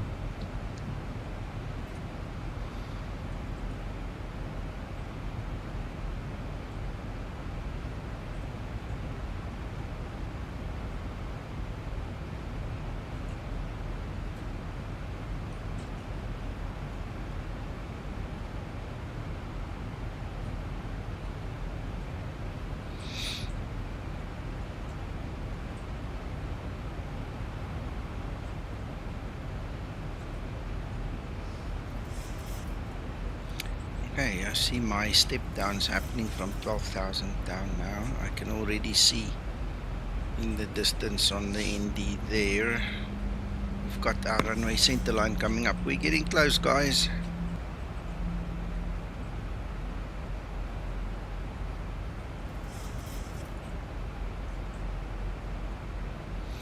Uncle John. That's me. Yeah, thanks for setting up the flight. I appreciate it. Not a problem. I figured that you were a bit late out of bed, so Yeah. I thought I'd better get started. Yeah.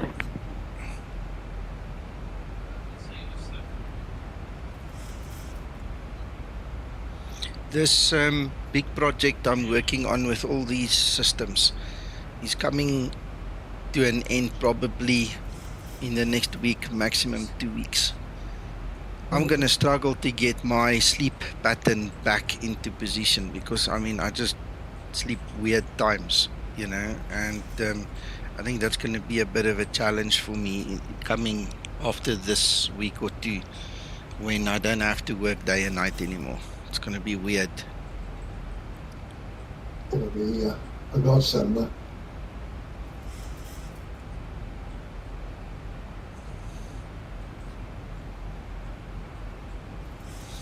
Last night I was lying in bed, I was thinking, a month ago I thought that we would be in holiday mode at the sea, you know, because last night would have been our last night at the sea and we would have traveled back this morning to come back, you know, after spending over a week there. It's just never happened. Sorry? You didn't lose all that money, did you? Flight level 100. No, I got the money Landing back. light switches I've already booked a place for us in December now, so we'll see. We'll see what happens if that goes through, because effectively we've now had 2 holidays cancelled on us by the other side, you know. So In retrospect, as regards to rain, it's probably a godsend anyway. yeah. Hello. Hello, Luigi. How are you? Good.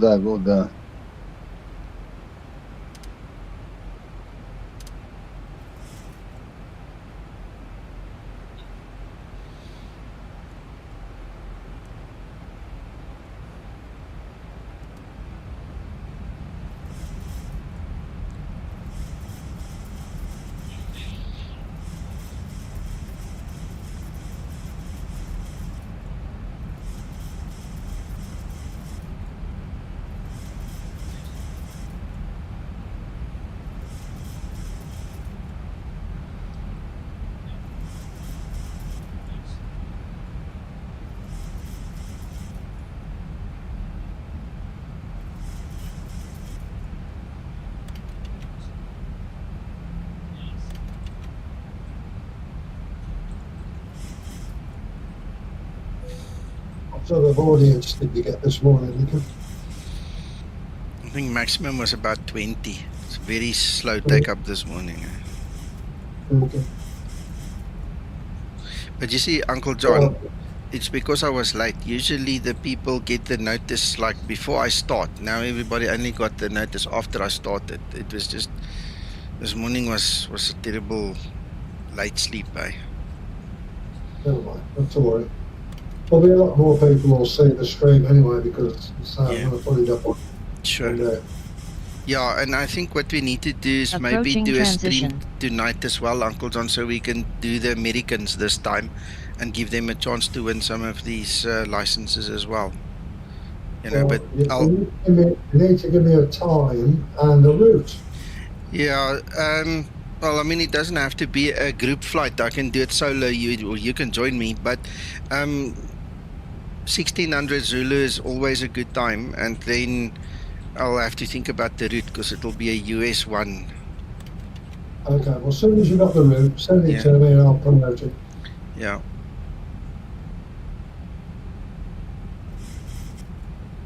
Sorry for my bad English. It's possible to make a question at Michele because he's Italian language. Speak Italian. No, ask him in Italian. It's easy. Oh, you can ask me in English. It's not Transition level. Either way. Approach In checklist. inglese, per quello volevo chiedere a te. Va benissimo. Ciao, piacere di conoscerti, scusa se ti disturbo.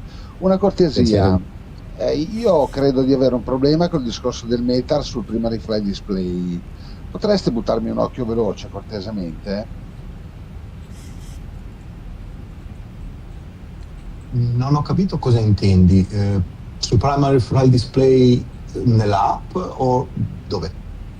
No, sullo Zibo proprio, sul primary flight display dello Zibo.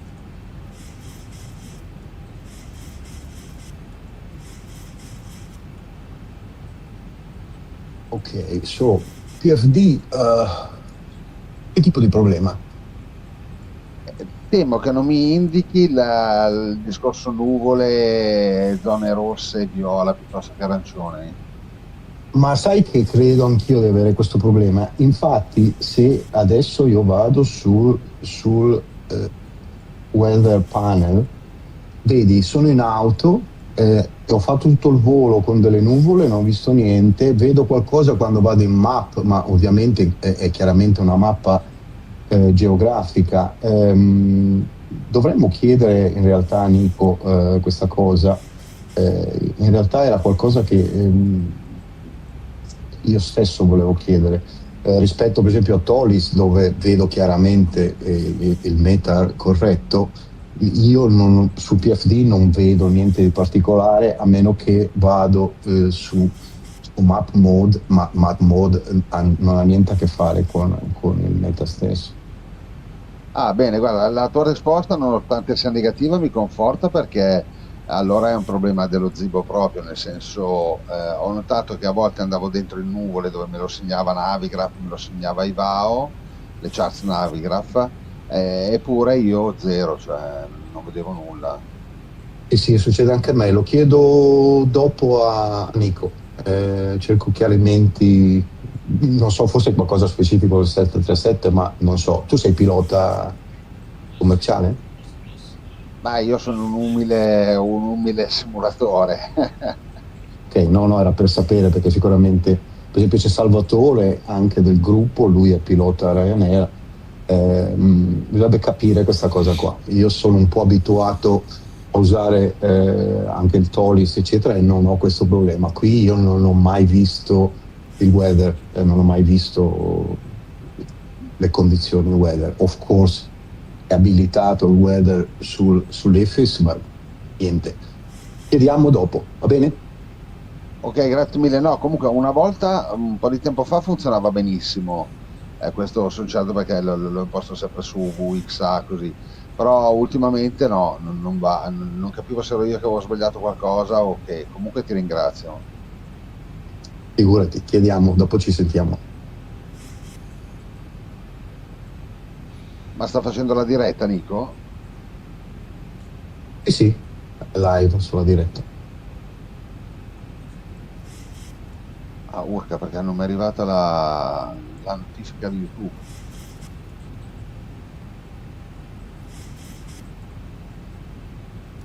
1000 to level off.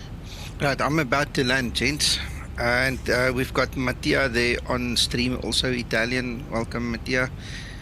Did you guys sort it out? Did you find your solution, Luigi? No, it's something that we have to ask you about the meter on the PFD. That we basically we don't see nothing, but maybe something related to the 737 that we don't know. What do you mean on the PFD? Meter on the PFD? I don't understand. Sorry. On the map, we either me or Mattia, we don't see nothing, even being in under weather conditions, and I don't know if it's something that is missing on our end, of course, but we have basically the same issue. What do you mean the map? The X-plane map? No. Just on the Zibo glass. Okay. Basically, Let's do this. Let's do this. Let's land and stop the stream, and then we can sit and you can show me. That's what I said to Mattia, that we will get in touch later. Yeah. Okay. No, we can do that. I'm just about to land, so it's going to be difficult to do other things now than to concentrate on the landing. Even me, I'm almost in final, so. Yeah.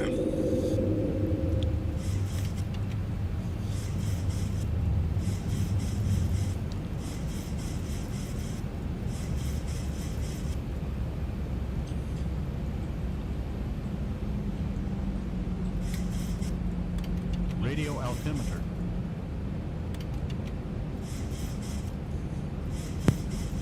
Ready for landing checklist. Arthur did say thank you. It seems that Jet Power is also no longer with us, and Andrew asked to keep his key, so I'll speak to Jet Power later. Just FYI on that one.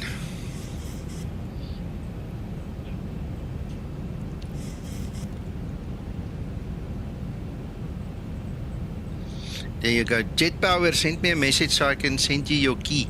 You're obviously back.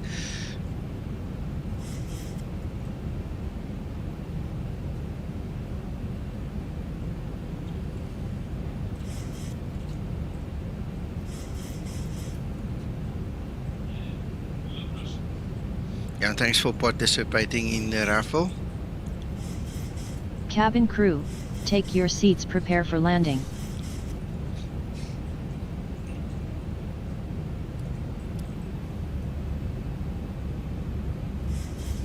After landing, if you share my screen, I will show what happens when the flight ends. Yes. The logbook and this. Yeah, we'll do that.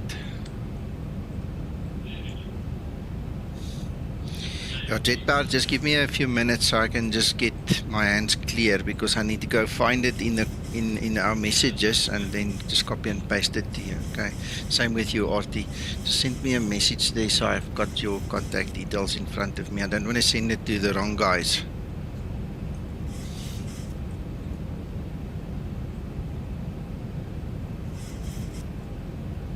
1,000 feet, stabilized, Mr. Birch, altitude set.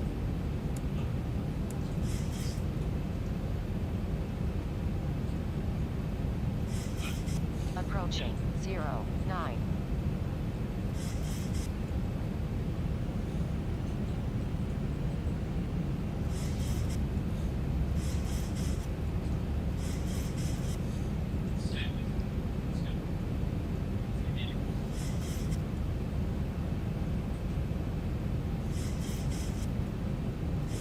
$500, cleared to land runway 09.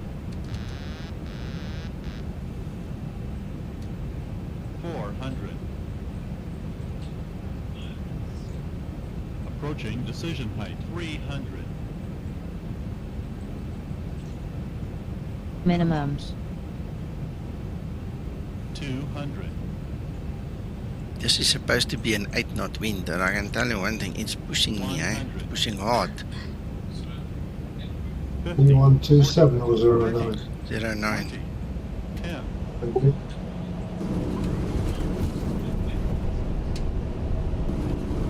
Reverse unlocked. Speed brake up. Go. Auto brake in use.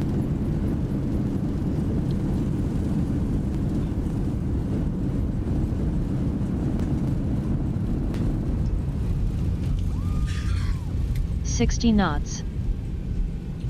Yeah. Great landing. You are professional." Go-kart driver here with the 737. Okay, runway vacated.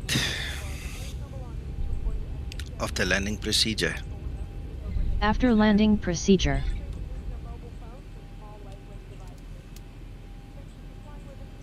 Something that I never did in the previous version of Linda was to ask her to start the APU. I'm going to try it now. I've used it before in this model, this AI version of Linda, and it seemed to have worked. After landing procedure complete. Start APU. Okay, There you starting go. APU. Waiting Saves for me. APU start. Saves me a little bit. Right, let's see the layout of this place. Let's see, what are we looking at?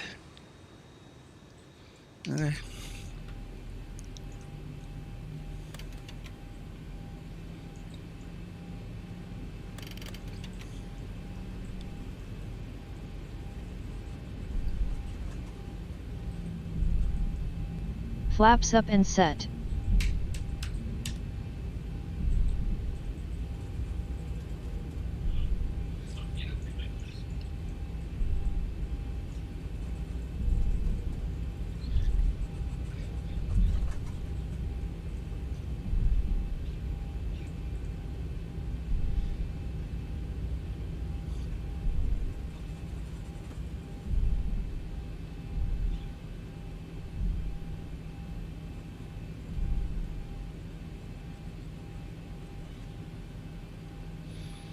Brake set.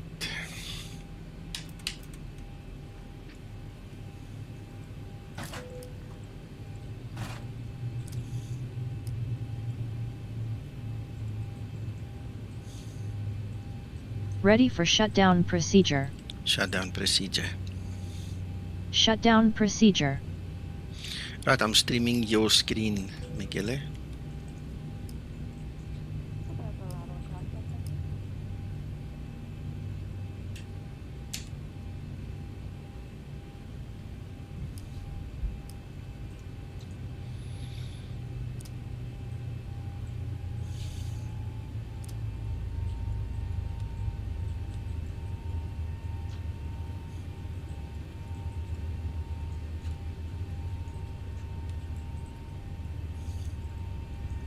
Yes, I Shutdown just procedure wanted to complete. show you Ready for shutdown what happens checklist. when the flight ends and how the logbook is handled.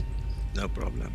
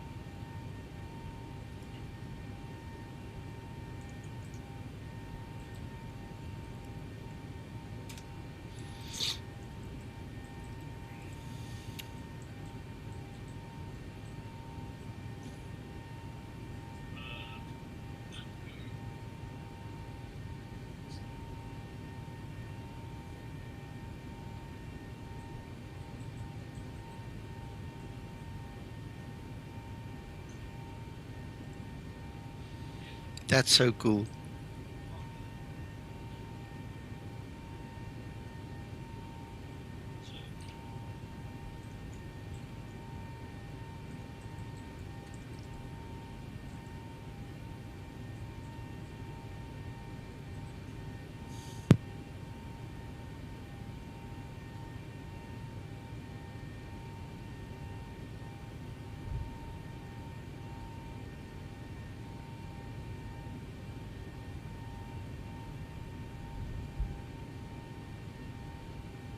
And this is all automated, right? It gives you the scoring, it does the logbook, And everything. you see, everything is here, everything is automated, and I can even browse my flights and whatever, and even export my logbook in one of the format, for example, FAA or EASA for Europe, I think. And if I do with EASA, basically I have a nice PDF with all my flights and things, or I can choose, for example, this month. Let me see the flights for this month, April. I see the flights. I see the stats for those 6 flights, etc., etc. Or search, for example, just give me for example, the 737, for example. Yeah. What I'm doing. Excellent. Okay. Yeah. That is cool.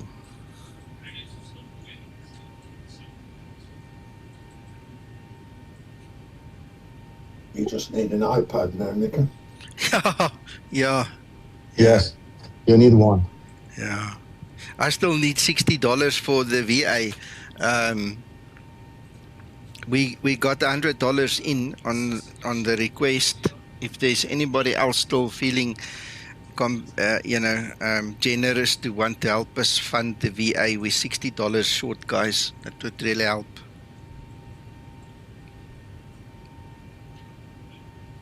I don't like asking money, but unfortunately in the real world, the world revolves around it.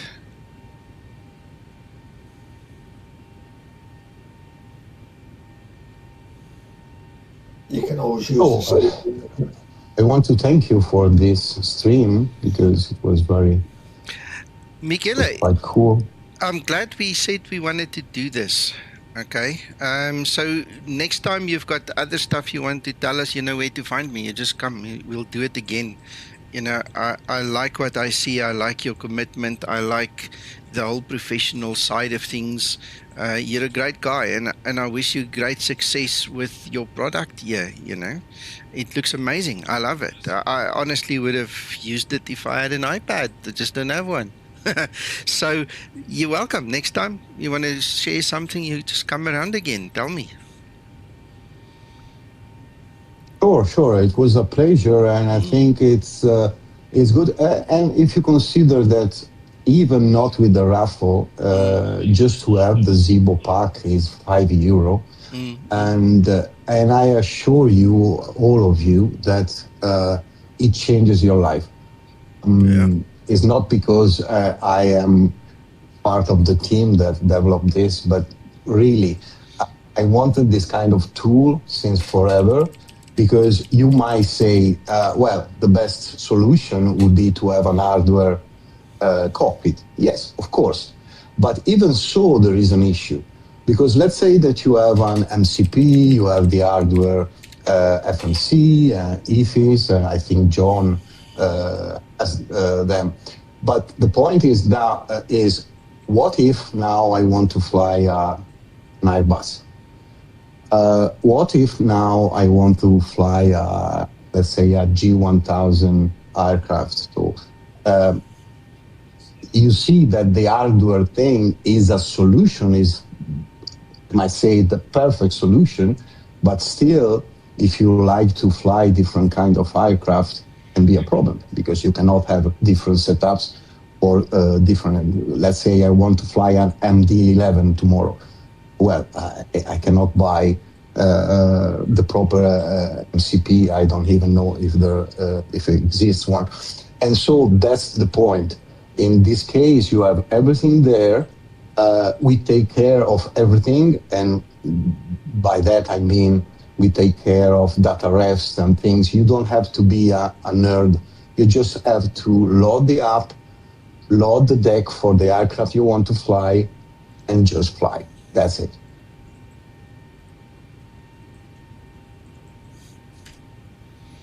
That is perfect. That is absolutely perfect, because you know what?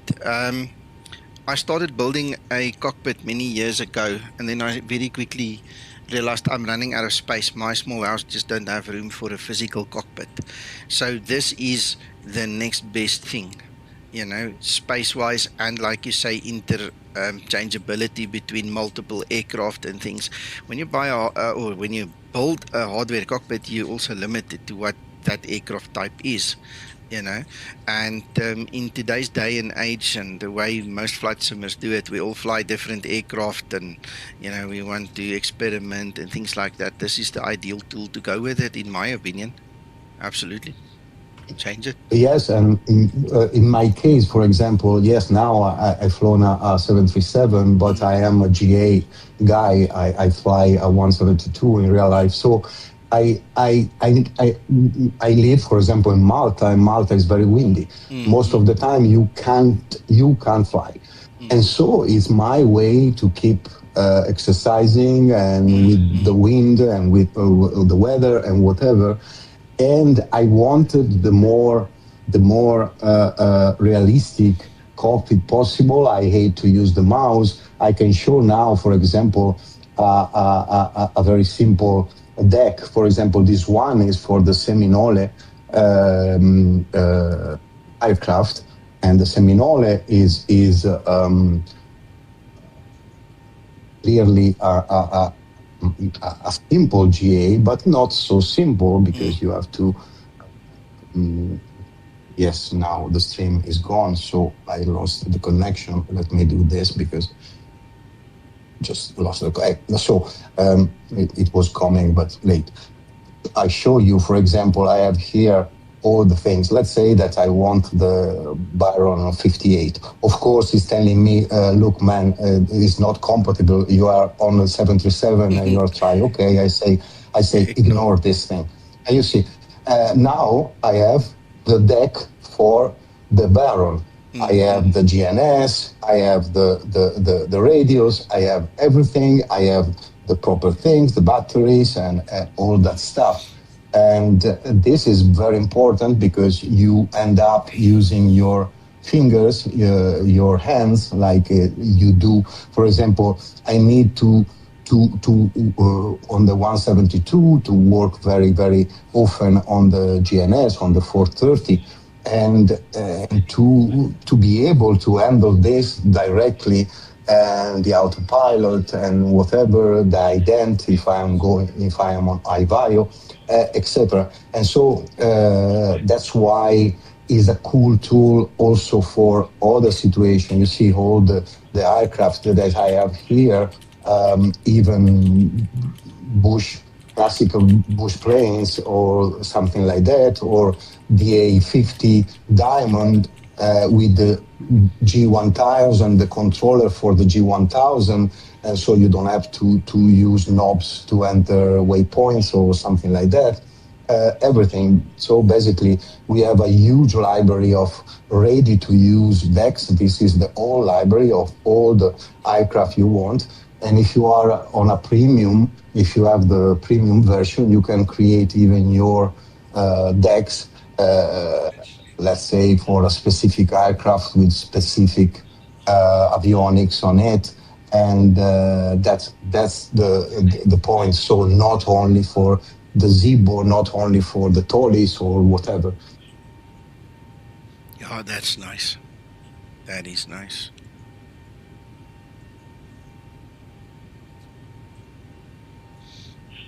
Uncle John.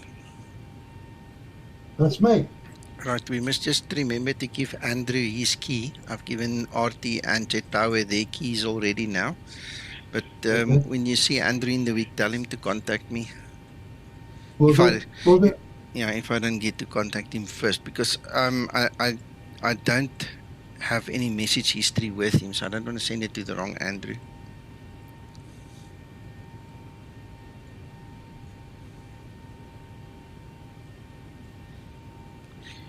Michele, it was a pleasure. It was an absolute pleasure. Apologies for the beginning. We started a bit rough there, but you know, once we got in the flow, everything worked out, and I'm really glad you came along today and shared this with us. I wish you great success with this product of yours. Thank you very much, and maybe we can do it again another time. Will do. I have no problems I have no problem to give other codes, because now what we are looking is to promote the app, not to make money of it. So when you want. Thank you very much. All right, I'm going to stop the stream, and then you and me can look at that other query you had just now before I run away. So I just want to thank everybody else for watching and following and participating. If all goes well, 1800 Zulu this evening we'll do an American flight and get those guys involved and get them some keys. Until then, and whenever the next flight would be, then if it's not tonight, stay well, guys. Look after yourself. Have fun. Bye. Thank you, Nico. Bye-bye. Bye-bye.